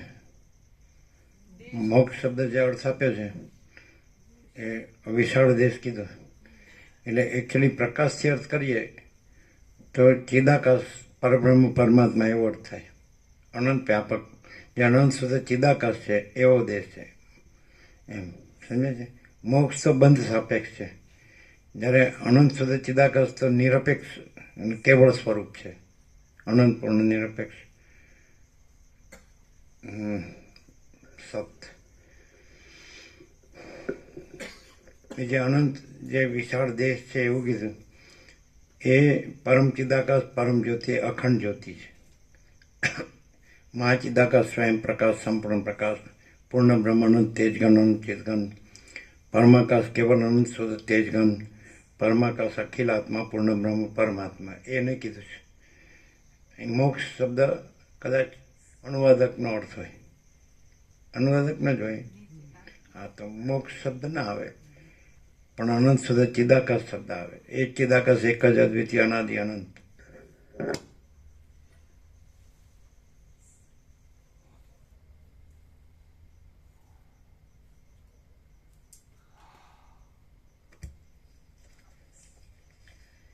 વિરોચન બોલ્યો, હે પુત્ર, અત્યંત વિસ્તારવાળો અને મોટા અવકાશવાળો એક રામ દેશ. કે છે ને મને આ જે દેખાવ છે સંસારનો એમાં કાંઈ જોતું નથી, કાંઈ સાર લાગતું નથી અને મને મારા પરમપદમાં જ પૂર્ણ વિશ્રાંતિ જોઈએ છે. એ પરમ ચિદાકાશ પરમપદ પૂર્ણ વિશ્રાંતિ એ આ દેશ કે પછી એમાં જન્મ મરણ નથી, આવાગમન, આ જન્મ મરણના ફેરા, સુખ દુઃખ, હું તું મારું તારું, રાગ દ્વેષ, આ કામ ક્રોધ લોભ મોહ મદ માત્સર્ય, આ બધું કાંઈ નથી. અને એ અનંત પ્રકાશ, અનંત આનંદ, અનંત શાંતિ જ છે એ આ દેશ.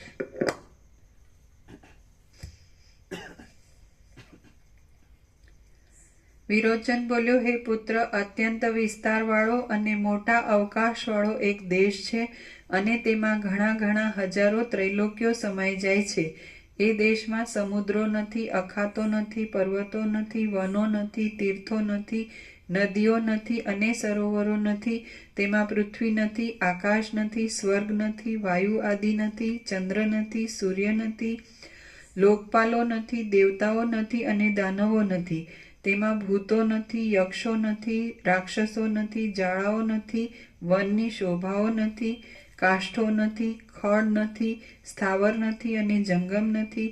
તેમાં જળ નથી, અગ્નિ નથી, દિશાઓ નથી, ઊંચા લોક નથી, નીચા લોક નથી, ઊંચો ભાગ નથી, નીચો ભાગ નથી, છાયા નથી, તડકો નથી, હું નથી અને વિષ્ણુ, ઇન્દ્ર કે સદાશિવ આદિ પણ નથી. એ દેશમાં મોટા પ્રકાશવાળો, સઘળું કરનારો, સર્વમાં વ્યાપક અને સર્વરૂપ એક જ ભારે મોટો રાજા છે. રાજાની નીચે ટાંચ છે આત્મા. એ દેશમાં મોટા પ્રકાશવાળો, સઘળું કરનારો, સર્વમાં વ્યાપક અને સર્વરૂપ એક જ ભારે મોટો રાજા છે અને તે સર્વદા ચૂપ જ રહે છે. એ રાજાએ સઘળા વિચારોમાં તત્પર રહેનારો એક મંત્રી કલ્પેલો છે.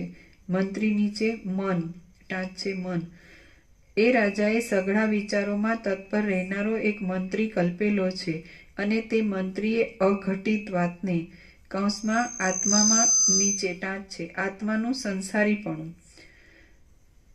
એ રાજાએ સઘળા વિચારોમાં તત્પર રહેનારો એક મંત્રી કલ્પેલો છે અને તે મંત્રી અઘટિત વાતને તરત ઘટિત જેવી કરી દે છે તથા ઘટિત વાતને નીચે ટાંચ છે આત્માનું પૂર્ણાનંદપણું તથા ઘટિત વાતને અત્યંત અઘટિત જેવી કરી દે છે. એ મંત્રી કાંઈ ભોગવી શકતો નથી અને કાંઈ જાણતો પણ નથી. તે જડ છે છતાં પણ કેવળ રાજાથી જ સર્વદા સઘળું કર્યા કરે છે. એ મંત્રી પોતે એકલો જ તે રાજાના સઘળા કાર્યો કરે છે અને રાજા તો કેવળ સ્વસ્થપણાથી એકાંતમાં જ રહે છે. સ્વસ્થપણાથી નીચે ટાંચ છે અદ્વિતીયપણામાં. બળી બોલ્યો, હે મોટી બુદ્ધિવાળા સમર્થ પિતાજી, આધિઓથી તથા વ્યાધિઓથી રહિત એવો એ કયો દેશ છે? એ દેશ કેમ પ્રાપ્ત થાય? એ દેશ કોઈને મળ્યો છે? એવો એ મંત્રી કોણ છે અને એવો એ મહાબળવાન રાજા કોણ છે કે લીલા માત્રથી સઘળા લોકોનું ઉચ્છેદન કરવાની શક્તિ ધરાવનારા આપણે પણ તેમને આજ દિવસ સુધી જીત્યા નથી.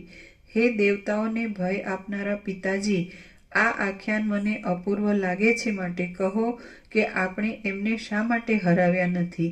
તમે મારા હૃદયરૂપી આકાશમાં રહેલા આ સંશયરૂપી વાદળને દૂર કરો. વિરોચન બોલ્યો, હે પુત્ર, ત્યાં મંત્રી એવો બળવાન છે કે આપણે તો શું પણ લાખ ગણા દૈત્યો અને લાખ ગણા દેવતાઓ ભેગા મળીને તેને દબાવવા જાય તો પણ તે જરાય દબાય એવો નથી. એ મંત્રી ઇન્દ્ર પણ નથી, યમ પણ નથી, કુબેર પણ નથી, દેવ પણ નથી અને દૈત્ય પણ નથી. તે જો તેઓમાંનો કોઈ પણ હોય તો આપણે તેને જીતી શકીએ. હે પુત્ર, જેમ કમળ પથરાને તોડી શકે નહીં તેમ એ મંત્રીને તલવાર, મૂષળ, પ્રાસ, વજ્ર, ચક્ર કે ગદા આદિ કોઈ પણ શસ્ત્રો તોડી શકે એમ નથી. એટલું જ નહીં પણ કોઈ શસ્ત્રો, અસ્ત્રો કે યોદ્ધાઓએ કરેલી ક્રિયાઓ તેને મુદ્દલ લાગુ પડે એમ જ નથી. એ મંત્રીએ સઘળા દેવતાઓને અને સઘળા દૈત્યોને સર્વદા વશ કરેલા છે. એ મંત્રી જોકે વિષ્ણુ નથી તો પણ જેમ પ્રલયકાળનો પવન મેરુ પર્વત ઉપરના વૃક્ષોને અસ્તવ્યસ્ત ફેંકી દે છે તેમ તેણે હિરણાક્ષ આદિ આપણા પૂર્વજોને પણ અસ્તવ્યસ્ત કરી દીધા હતા. સર્વને બોધ આપનારા નારાયણ આદિ દેવોને પણ એ મંત્રીએ દબાવીને પોતાની ઈચ્છા પ્રમાણે ખાડાઓમાં કૌંસમાં નીચે ટાંચ છે તે યોનિઓમાં. સર્વને બોધ આપનારા નારાયણ આદિ દેવોને પણ એ મંત્રીએ દબાવીને પોતાની ઈચ્છા પ્રમાણે ખાડાઓમાં નાખી દીધા હતા. કેવળ 5 જ બાણવાળો કામદેવ પણ એ મંત્રીની કૃપાથી જ આ સમગ્ર ત્રૈલોક્યને દબાવીને ચક્રવર્તી રાજા જેવો થઈ પડ્યો છે. ક્રોધ જોકે દુષ્ટ આકારવાળો છે, સદ્ગુણોથી રહિત છે, દુર્મતિ છે અને દેવતાઓમાં તથા દૈત્યોમાં પરસ્પર વિરોધ ઉપજાવનારો છે તો પણ એ મંત્રીની કૃપાથી જ તે ઉદ્ધત થઈ પડે છે. હે પુત્ર, હજારો દેવતાઓને અને હજારો દૈત્યોને વારંવાર જે સંગ્રામ થાય છે તે સંગ્રામના વિચારો કરનારા એ મંત્રીને મન માત્ર એક જાતના કીડા છે.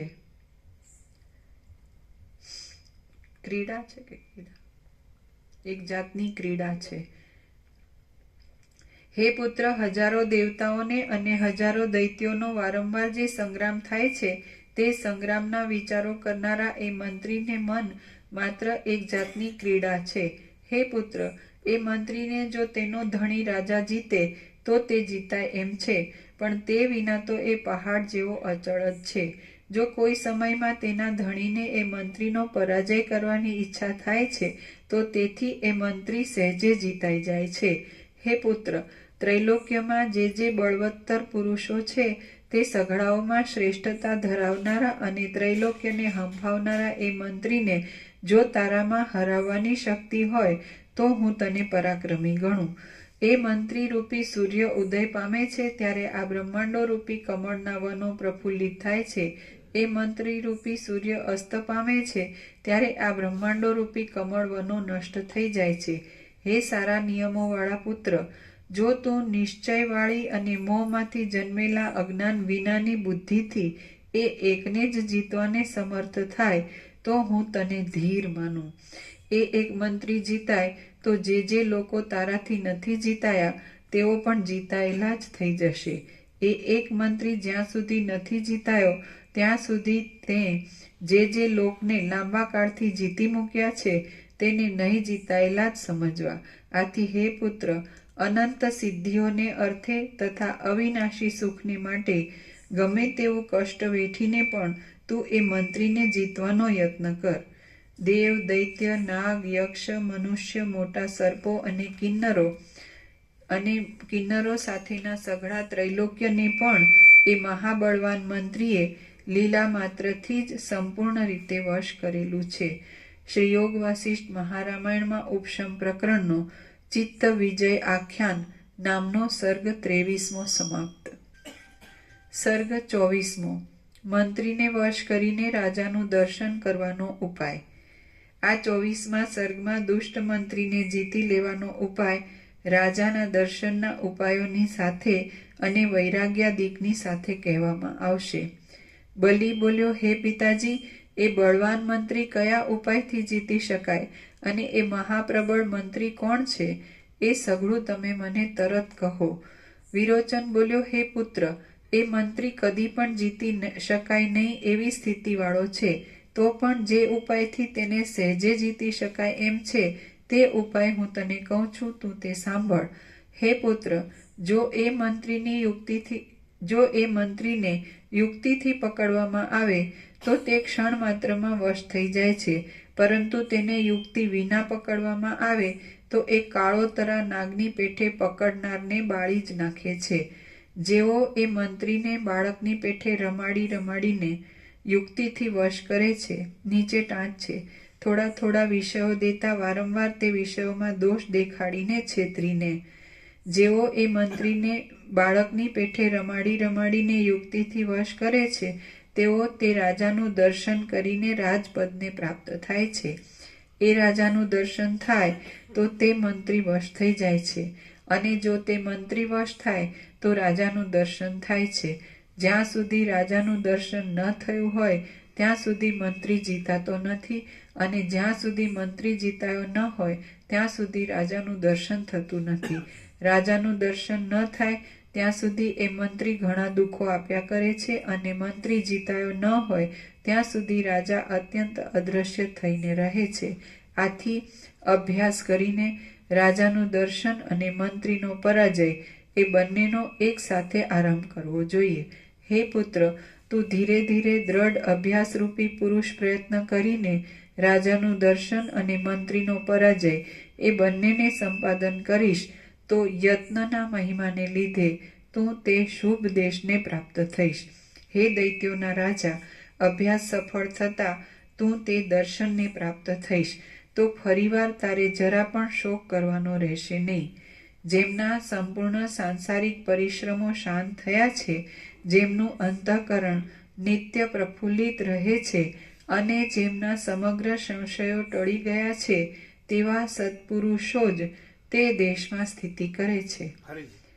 જેમના સંપૂર્ણ સાંસારિક પરિશ્રમો શાંત થયા છે, જેમનું અંતઃકરણ નિત્ય પ્રફુલ્લિત રહે છે, અને જેમના સમગ્ર સંશયો ટળી ગયા છે તેવા સત્પુરુષો જ તે દેશમાં સ્થિતિ કરે છે. ફરીથી જેમના સંપૂર્ણ સાંસારિક પરિશ્રમો શાંત થયા છે, જેમનું અંતઃકરણ નિત્ય પ્રફુલ્લિત રહે છે અને જેમના સમગ્ર સંશયો ટળી ગયા છે, એવા સત્પુરુષો જ તે દેશમાં સ્થિતિ કરે છે.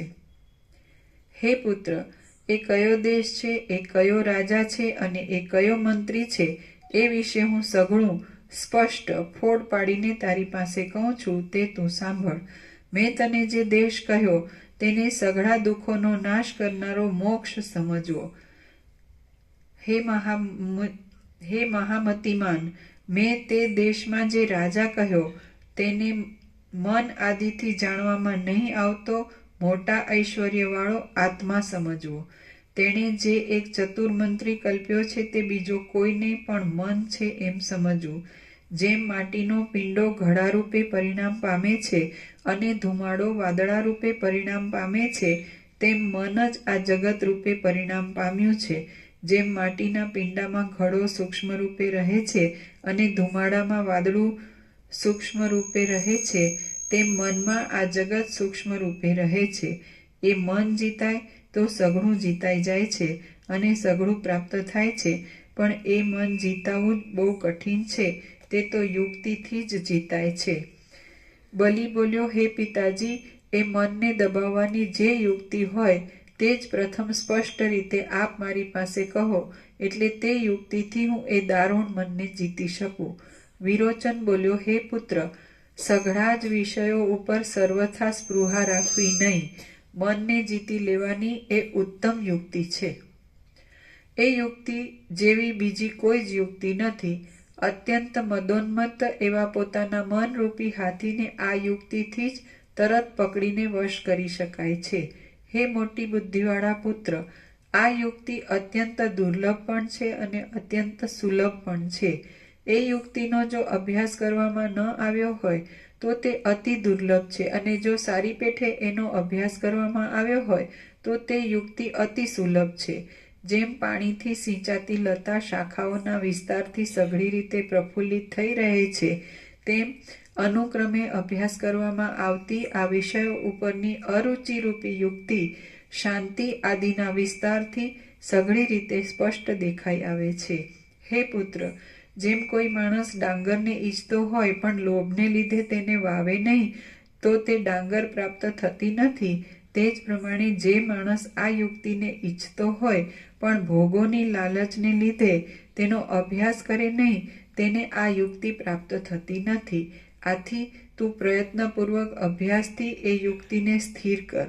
સંસારરૂપી ખાડામાં પડેલા પ્રાણીઓ જ્યાં સુધી વિષયોમાં નિસ્પૃહપણાને પ્રાપ્ત થાય નહીં ત્યાં સુધી દુઃખોમાં જ ભમ્યા કરે છે. જેમ અત્યંત બળવાન માણસ પણ જો ચાલવા ન લાગે તો દેશાંતરને પ્રાપ્ત થતો નથી, તેમ સમજુ માણસ પણ જો આ યુક્તિનો અભ્યાસ કરે નહીં તો આ યુક્તિને પ્રાપ્ત થતો નથી. આથી જેમ જળના સિંચનથી લતાની વૃદ્ધિ કરવામાં આવે છે, તેમ ધ્યેય નામના વાસનાના ત્યાગને ઈચ્છતા પુરુષે નિરંતર અભ્યાસથી ભોગો ઉપરથી ધ્યેય નામના વાસનાના ત્યાગને ઈચ્છતા પુરુષે નિરંતર અભ્યાસથી ભોગો ઉપરથી અરુચિની વૃદ્ધિ કરવી જોઈએ. હે પુત્ર, ક્રિયાના અનુકૂળ ફળને પામવા માટે હર્ષને તથા ક્રોધને ત્યજી દઈને પુરુષાર્થ કરવા વિના બીજું કોઈ ઉત્તમ સાધન નથી. જગતમાં દૈવ દૈવ એમ કહેવામાં આવે છે, પણ દૈવનું સ્વરૂપ બીજું કાંઈ નથી. પોતાના ઉદ્યમથી નિયમિત રીતે થવાનું જે ફળ માનવામાં આવે છે તે જ દૈવ કહેવાય છે. દૈવ એ શબ્દ પામર લોકોનો જ છે, પણ વિદ્વાનોનો નથી. જ્યારે કોઈ માણસને કોઈ કામની સ્પર્ધા આવી જાય છે ત્યારે તેના શત્રુઓ પોતાની અસહનતાને શાંત કરવા સારું અને તે માણસ પોતાના હર્ષને શાંત કરવા સારું દૈવ એ શબ્દ વાપરે છે. જેમ નિર્જળ ભૂમિના જ્ઞાનથી ઝાંઝવાના પાણીનો ભ્રમ જીતાઈ જાય છે, તેમ નિયતિરૂપ દૈવ બીજા પ્રબળ ઉદ્યમથી જીતાઈ જાય છે. જે કાંઈ સફળ થયેલું કે નિષ્ફળ થયેલું માનવામાં આવે છે તે સઘળું મનથી જ થાય છે. માટે પુરુષાર્થ કરીને જો તેમાં સફળ થવાનું માનવામાં આવે તો તે સફળપણાના સુખને આપે છે. અમારા સિદ્ધાંતમાં જે મન છે તે જ કર્તા છે, એટલા માટે એ મન જે પ્રકારનું નિયમિત ફળનો સંકલ્પ કરે છે તેવું જ નિયમિત ફળ પ્રાપ્ત થાય છે. મન જે રીતે દૈવની કલ્પના કરે છે તે રીતે દૈવ કલ્પાઈ જાય છે. મન કેટલાયક કાર્યોને નિયમિત ફળ આપનારો કલ્પી લે છે, કેટલાયક કાર્યોને ફળ આપે કે ન આપે એવા લટકતા કલ્પી લે છે, અને કેટલાયક કાર્યોને ફળ નહીં આપનારા જ કલ્પી લે છે. માટે દૈવની યોજના કરનાર મન જ છે.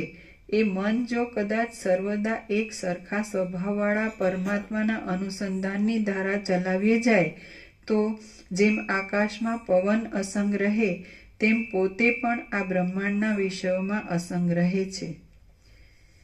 એ મન જો કદાચ સર્વદા એક સરખા સ્વભાવવાળા પરમાત્માના અનુસંધાનની ધારા ચલાવીએ જાય તો જેમ આકાશમાં પવન અસંગ રહે તેમ પોતે પણ આ બ્રહ્માંડના વિષયોમાં અસંગ રહે છે. જો કદાચ એ મન શાસ્ત્રોમાં જણાવેલા નિયમ પ્રમાણે વિહિત કર્મોની જેમ આકાશ ને પવન નું દ્રષ્ટાંત શું છે?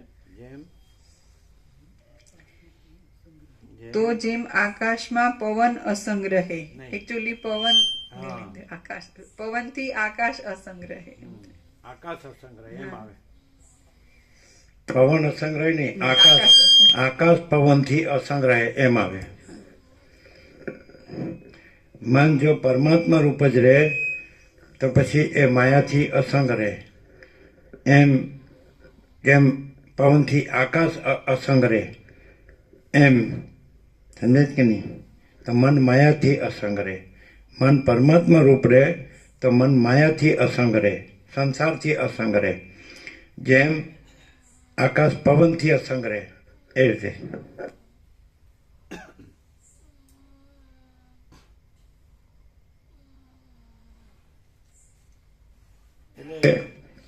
એ ચંચળતા ભ્રાંતિ વાળા હોય, જે સંકલ્પ વિકલ્પ વાળા હોય, એ મનથી જ છે બધું. ચંચળતા ભ્રાંતિ, સંકલ્પ વિકલ્પ, તો એને પરમાત્માનો કોઈ જ વિકલ્પ નથી. જો એને પરમાત્મા જ જોતા હોય ને પરમાત્માની નો પરમ પ્રકાશ, પરમ આનંદ, પરમ શાંતિ જોતી હોય તો એના માટે એ મનનું પરમાત્મામાં લાગવું, એના સિવાયનો બીજો કોઈ વિકલ્પ નથી.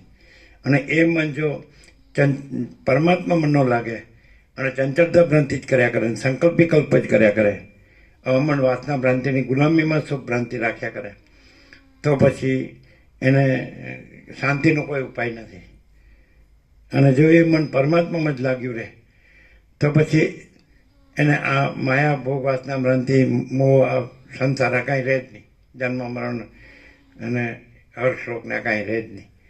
પણ મન છે એ પરમાત્મામાં ન લાગતા માયામાં લાગ્યું રહે છે, રચ્યું પચ્યું રહે છે, એટલે દુઃખી થાય છે, અશાંતિ છે. અને જે મન પરમાત્મામાં લાગ્યું રહે તો પછી એને માયાનો અવકાશ જ નથી. તો એ કેવું રહે એ મન જેવી રીતે આકાશ વાયુથી અસંગ રહે છે એવી રીતે એ મન માયાથી અસંગ રહે, કારણ કે પરમાત્મામાં માયા નથી. જેવી રીતે જે મન છે એ સૂર્યપ્રકાશમાં જ લાગેલું રહે તો એ રાત્રિના અંધકારથી અસંગ રહે. તો પરમાત્મા સૂર્ય છે અને મન એમાં લાગ્યું રહે તો એને રાત્રિના અંધકારનો સ્પર્શ થતો નથી એ રીતે. પણ જો મન રાત્રિના અંધકારમાં જ રહે, અજ્ઞાન છે એ અંધકાર, માયા, ભોગ, વાસના ભ્રાંતિ, તો પછી એમાં દુઃખ જ છે, અશાંતિ જ છે, કાંઈ નથી એવું. પણ એ વસ્તુ કે આવા સત્શાસ્ત્ર છે, સત્પુરુષ છે, એટલે વસિષ્ઠની યોગાસ્થી છે અને એના વસિષ્ઠ પ્રકાશના સરળ શ્રવણથી જ આ વસ્તુ સાધ્ય થઈ શકે છે. બાકી પોતાના મનથી તો ચંચળતા ભ્રાંતિ અને અવમન વાસના ભ્રાંતિની ગુલામીમાં સુખ ભ્રાંતિ, ધન અને ભોગો, એમાં જ રચો પચો એને ખતમ થઈ જાય. વાસના લઈને જાય ને વાસના લઈને આવે એટલે આવાગમનના ચક્કર ચાલુ છે. અને જો પરમાત્મામાં લાગ્યું રહે તો એ મનને પછી બીજું જે પરમાત્મામાં નથી એવા અજ્ઞાન ને એવા સંસાર ને એવા જન્મ મરણ સુખ દુઃખ એને અવકાશ જ ન રહે.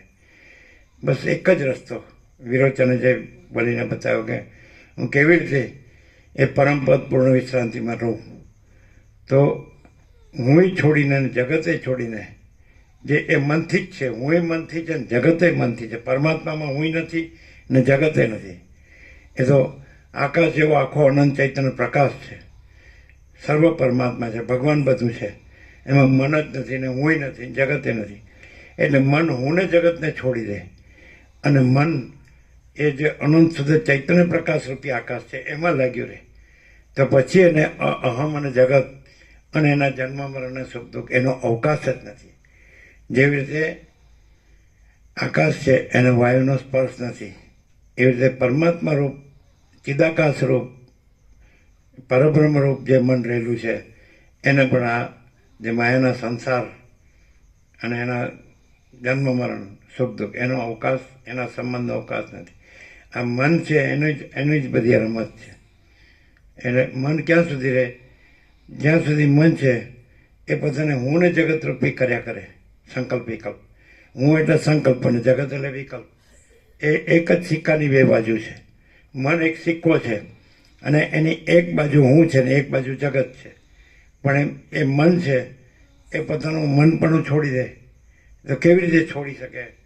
તો એ પોતાનું પરમાત્માપણું પામી લે તો પછી ત્યાં અહમ એ નથી, જગત એ નથી, જન્મ મરણ એ નથી, સુખ દુઃખ એ નથી.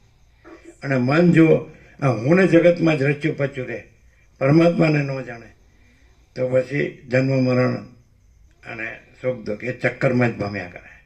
સંસારમાં એમાં જે રચ્યો પચ્યો રહે ધન ને ભોગોમાં જ, એની વાસના ભ્રાંતિમાં, એને કોઈ દિવસ આ પરમાત્માની એનો અનંત પ્રકાશ, અનંત આનંદ, આનંદ શાંતિ અનુભવાય જ નહીં.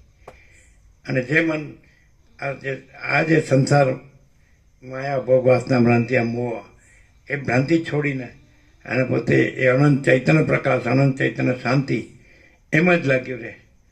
હું ને છોડી દે ને જગતને છોડી દે, એ એની પોતાની કલ્પના છે, એનો પોતાનો ભ્રમ, મનનો ભ્રમ છે. હું જગત એ મનનો ભ્રમ છે. આ દેહ, દેહાભિમાન, દેહાધ્યાસ આ બધું દેખાય છે તો બધું એનામાં કાંઈ નથી. અનંત ચૈતન્ય પ્રકાશમાં આ દેખાય છે કાંઈ નથી. પણ મન છે એ ભ્રમથી, મન પોતે એક ભ્રમ છે અને અહમ એનો ભ્રમ છે અને જગત એનો ભ્રમ છે. એટલે મન પોતાનો ભ્રમ છોડી દે બધો આખો અને આ પરમાત્મા જ છે, બીજું કાંઈ નથી, તો પછી પરમ શાંતિ જ છે. પણ એવી પરમ શાંતિ જેને મળી હોય એના સંગથી જ એવી પરમ શાંતિ મળી શકે છે.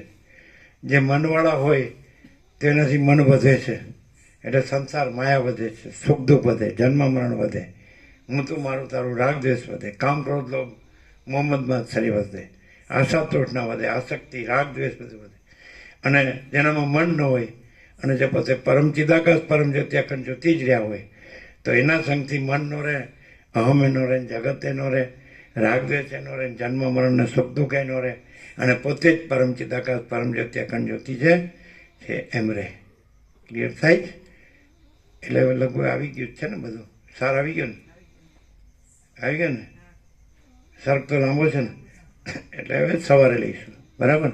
આમ સાર આવી ગયો ને કે આમ રાજા ને મંત્રી, રાજા એટલે પોતે જ, અમે પોતે જ પરમ ચિદાકાશ પરમ જ્યોતિ અખંડ જ્યોતિ છીએ, એ જ રાજા. અને મન એવી કલ્પના કે ભ્રમ કે મોહ એ કાંઈ છે જ નહીં, એ મંત્રી. તો જે મંત્રીને અનુસારે છે એ આ મિથ્યા, અસત્ય, અસાર, દુઃખ અને મિથ્યાને નાશવંત અને સ્વપ્ન જેવો જાંજવાનો જળ જેવો સંસાર બ્રહ્મમાં ભમ્યા કરે છે. જે મંત્રીને અનુસારે આ મિથ્યા અને નાશવંત સંસાર બ્રહ્મમાં ભમ્યા કરે છે. અને જે રાજાને અનુસારે તો એ રાજા થઈ જાય છે. પછી આ મંત્રી રહેતો નથી. રાજા એટલે પરમ ચિદાકાશ પરમ જ્યોતિ અખંડ જ્યોતિ. મંત્રી એટલે મન, જે મન અહમ રૂપ થાય છે ને જગત રૂપ થાય છે ને હું મારું રૂપ થાય છે ને રાગ દ્વેષ રૂપ. તો આ બધી મિથ્યા જે માયા મોહ છોડી દે, મન પોતાને છોડી દે તો ત્યાં પછી પરમાત્મા, પરબ્રહ્મ પરમાત્મા, જે પરમ ચિદાકાશ મહાચિદાકાશ પરમાકાશ, જે એક જ અદ્વિતીય અનાદિ અનંત, જે અનંત અખંડ અભેદ, જે અનંત સંપૂર્ણ અનંત સર્વતઃ, જે નિરંજન નિરાકાર નિર્વિકાર, જે પરબ્રહ્મ અખંડ સચ્ચિદાનંદ, જે અખંડ જ્યોતિ સ્વરૂપ પરમાત્મા, જે અમાપ સચ્ચિદાનંદ ઘન પરમાકાશ પોતે એ રહેલું જ છે અને આ કંઈ છે જ નહીં. સ્વપ્નને ઝાંઝવાના જળ જેવું. એટલે રાજા અને મંત્રી વિરોચન બોલીને દ્રષ્ટાંત આપે છે. એ વચ્ચે રામને દ્રષ્ટાંત આપે છે કે રાજા છે અને મંત્રી નથી. એટલે પોતે જ અમે પોતે જ પરમ ચિદાકાશ પરમ જ્યોતિ અખંડ જ્યોતિ છીએ. એમાં જે કલ્પિત છે, જે ભ્રાંતિ માત્ર છે, મિથ્યા છે, નાશવંત, એવું મન અને એનો સંસાર, આ માયામોહ એ કાંઈ છે જ નહીં. એટલે પછી રામને કહે છે દુઃખ ત્રણ કાળમાં નથી, આ મારો આખરી ઉપદેશ છે. એટલે કારણ કે અનંત પ્રકાશ, અનંત આનંદ અને અનંત શાંતિ જ છે, અને બીજું કોઈ નથી, બીજું કાંઈ નથી, બીજું કાંઈ થતું નથી. એ બધું મન નામની કલ્પના અને મન નામનો ભ્રમ, એ કાંઈ નથી. બરાબર? બધાને પ્રસાદ આપી દો.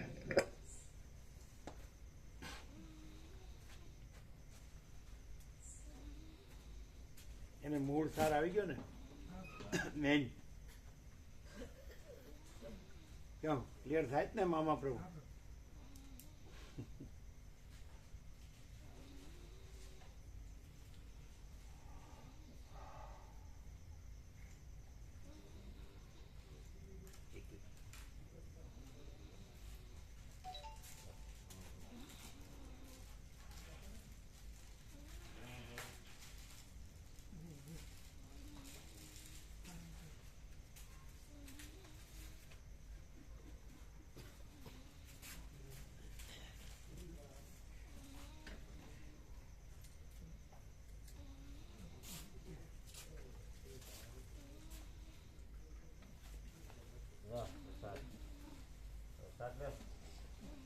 ઊંઘી ગયો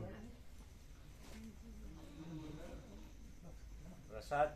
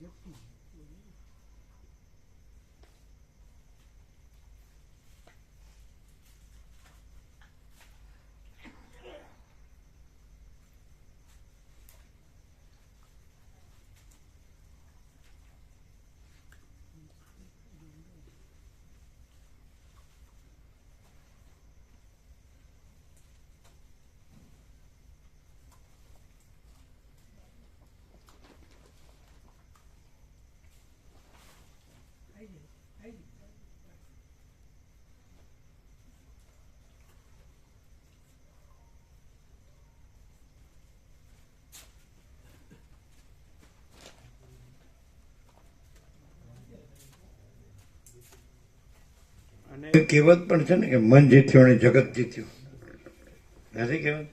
હા. એટલે પોતે જ પરમ ચિદાકાશ પરમ જ્યોતિ અખંડ જ્યોતિ છે, અને પોતે મન નથી, પોતે આ હું નથી, પોતે આ દેહ નથી, પોતે આ જગત નથી, અને પોતે જ પરમ ચિદાકાશ પરમ જ્યોતિ અખંડ જ્યોતિ છે. એનું નામ મન જીત્યું અને જગત જીત્યું. એટલે પોતે જ અનંત પ્રકાશ, અનંત આનંદ, અનંત શાંતિ છે. પોતે મને નથી, પોતે આય નથી, પોતે આ બધુંય નથી. આ બધું સ્વપ્ન જેવું, ઝાંઝવાના જળ જેવું મિથ્યા નાશવંત છે, અસત સાદુઃખ છે, એટલે કાંઈ નથી. એટલે દુઃખ ત્રણ કાળમાં નથી, એમ બસ કે આ મારો આખરી ઉપદેશ છે ને. ક્લિયર છે ને?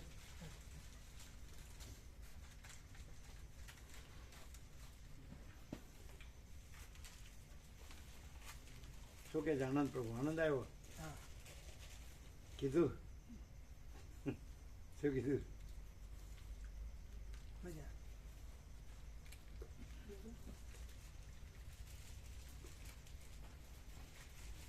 પ્રસાદ આપ્યો બધાને?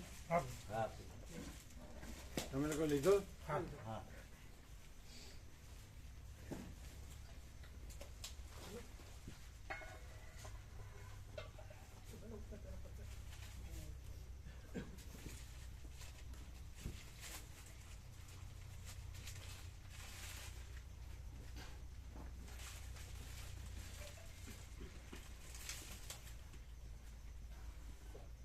કેવો આનંદ આવ્યો?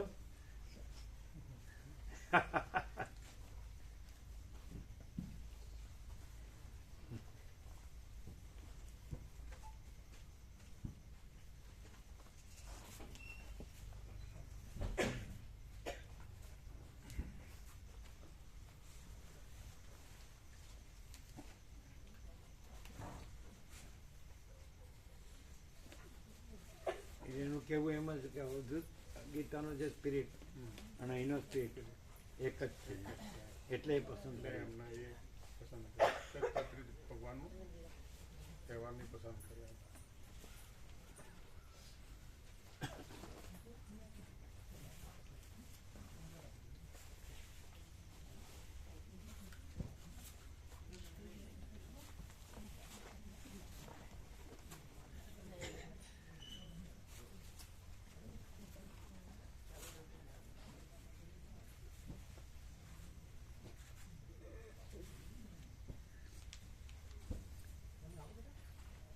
વિશ્રામ થઈ ગયો, શાંતિ થઈ ગઈ, શાંતિ. એમના જેવા નાના નાના આવ્યા હતા યાત્રામાં, આવ્યા હતા કે નહીં? એમના જેવા નાના નાના આવ્યા હતા કે નહીં? એમના જેવા નાના નાના નહોતા આવ્યા? હે એ સાંભળે જ ક્યાં? એમના જેવા નાના નાના નહોતા આવ્યા યાત્રામાં? એ સાંભળતા ને એ નહોતા આવ્યા યાત્રામાં? નહીં, તમે નહોતા આવ્યા? હા, રહી ગયા. દ્વારકા જ્યાં ગયા પેલા પુસ્તકમાં પ્રભુ વિતરણમાં, હે દ્વારકા આપણે ત્યાં સંસ્કૃત વિદ્યાલયમાં ગયા હતા ને. અરે પણ આ વસ્તુ જુદી જ હતી, ખબર નથી? ખબર હતી એમ નહીં, આ બધાને જે આનંદ આવ્યો નહીં કીધું? કહ્યું ને વાત કરી. પુસ્તક મેળાની વાત, પુસ્તકો આપવા ગયા એ વાત જુદી છે. આપ્યા પુસ્તકો, હા એ લોકો બોલ્યા કઈ? ને એમાં જે 4-5 જે હતા એમના જે મેન જેને આ બધા વિદ્યાર્થીઓને ભેગા કર્યા હતા, એ લોકોએ પેલા પ્રસ્તાવના વાંચી, પછી એમને પૂછ્યું, એમને જાણ્યું કે ના છે કંઈક સરસ છે. એમને એમના જે એક શાળામાંથી જેટલા વિદ્યાર્થીઓ આવ્યા હોય અને એમાંથી એક અધ્યાપક આવ્યા હતા, એ લોકો એમના એ લોકોએ બધાએ પુસ્તકમાંની પ્રસ્તાવના વાંચી પછી એમને લાગ્યું કે ના, કે આ કંઈક અલગ છે બધા કરતા, એમ કોઈ ધર્મ ઉપર કે કસાય ઉપર છે નહીં, એમ કંઈક વિશેષ છે એમ. એટલે એમના જે મેન હતા ને એમનું નામ હતું, બધાને આપ્યા? બધાને આપ્યા? હા, એમાં એક એક વિદ્યાર્થીઓને બોલાયા હતા એમને, અને બધી અલગ અલગ સ્કૂલમાં કંઈક 27 કે 28 સ્કૂલો હતી, એમાંથી કોકમાં 10, કોકમાં 15, બધા અલગ અલગ આવ્યા હતા, એ બધાને આપ્યા. એટલે કુલ 850 આપ્યા? કેટલા? ના, એમાંથી 620 જેવા ગયા અને 220 જેવા પુસ્તક વધ્યા હતા. એ વાલોલ બસમાં આપણે મોકલાઈ દેવાના હતા ગાંધીનગર. આપ્યા બીજે? ના, એટલે એમની બસ આવી હતી ને ગાંધીનગર, જે ત્યાં ગાંધીનગરથી બસ ત્યાં ગઈ હતી દ્વારકા, એ ત્યાં પાછા ત્યાં વાલોલ મોકલાઈ દેવાના હતા. વધેલા 220 પુસ્તક વધ્યા હતા, 11 બોક્સ વધ્યા હતા. એ તો પાછા આવ્યા ને? હા, પાછા આવી ગયા. 620 આપ્યા. હા, શંકરાચાર્ય હાજર હતા? ના, શંકરાચાર્ય નતા. એ તો કહેતા હતા ને. ના, શંકરાચાર્યજી નતા. અમે પૂછ્યું હતું એમને, પણ એ નતા. આ પણ બધા વ્યવસ્થિત સંસ્થા હતી ને? સારું સારું, બહુ સરસ. જેને સંસ્કૃત ભણવું હોય એના માટે બહુ બેસ્ટ હતું. એટલે સાત્વિક અભ્યાસના સંસ્કાર ને બધું. હા હા, હા, બહુ સરસ હતું એ તો. સારું. બાળકોનું રહેવાનું એટલે યોગ્ય જગ્યાએ અપાયા છે, બહુ બહુ બહુ યોગ્ય યોગ્ય જગ્યાએ. જગ્યાએ. એટલે સદુપયોગ જ થાય. હા, થાય.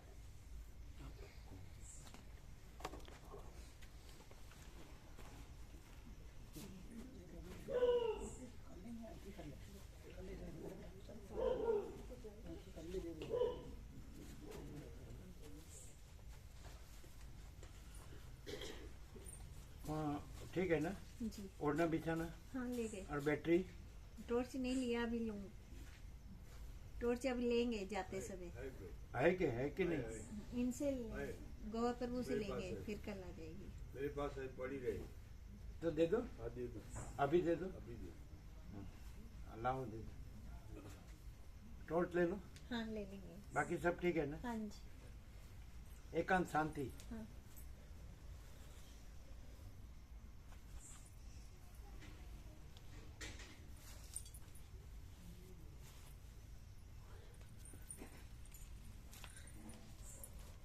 એટલે 620 પરમાત્મા તત્વ પ્રકાશ આપ્યા. ક્યાં ભાઈ? દ્વારકા? ક્યાં આગળ? દ્વારકા બોલો. દ્વારકા બોલ્યા. સંસ્કૃત વિદ્યાપીઠ ક્યારે? દ્વારકા બોલે કે ક્યાં બોલ્યા? દ્વારકા બોલ્યા. અપાએ એ દ્વારકામાં. સંસ્કૃત વિદ્યાલય હા સંસ્કૃતમાં ભણવા માટે આજે તો બધા અભ્યાસી સંસ્કાર સંસ્કૃત વિદ્યાર્થીઓ આ બધો અભ્યાસ જ્ઞાનનો જ અભ્યાસ કરે.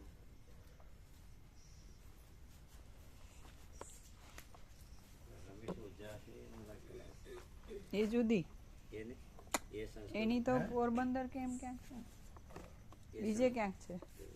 અને બાળકો એટલે શુદ્ધાત્મા હોય ને એટલે બહુ તરત એને લાઈટ થઈ જાય. બધો કચરો ભર્યો હોય ને એટલે સમજાતું ન હોય, અને ચોખ્ખા હોય ને તો તરત સમજાઈ જાય કે બરાબર આ સાચું છે, બીજું બધું ખોટું. જો ચાલુ છે, ચાલુ છે, દેખો પાવર है ना. પછી તો અંદર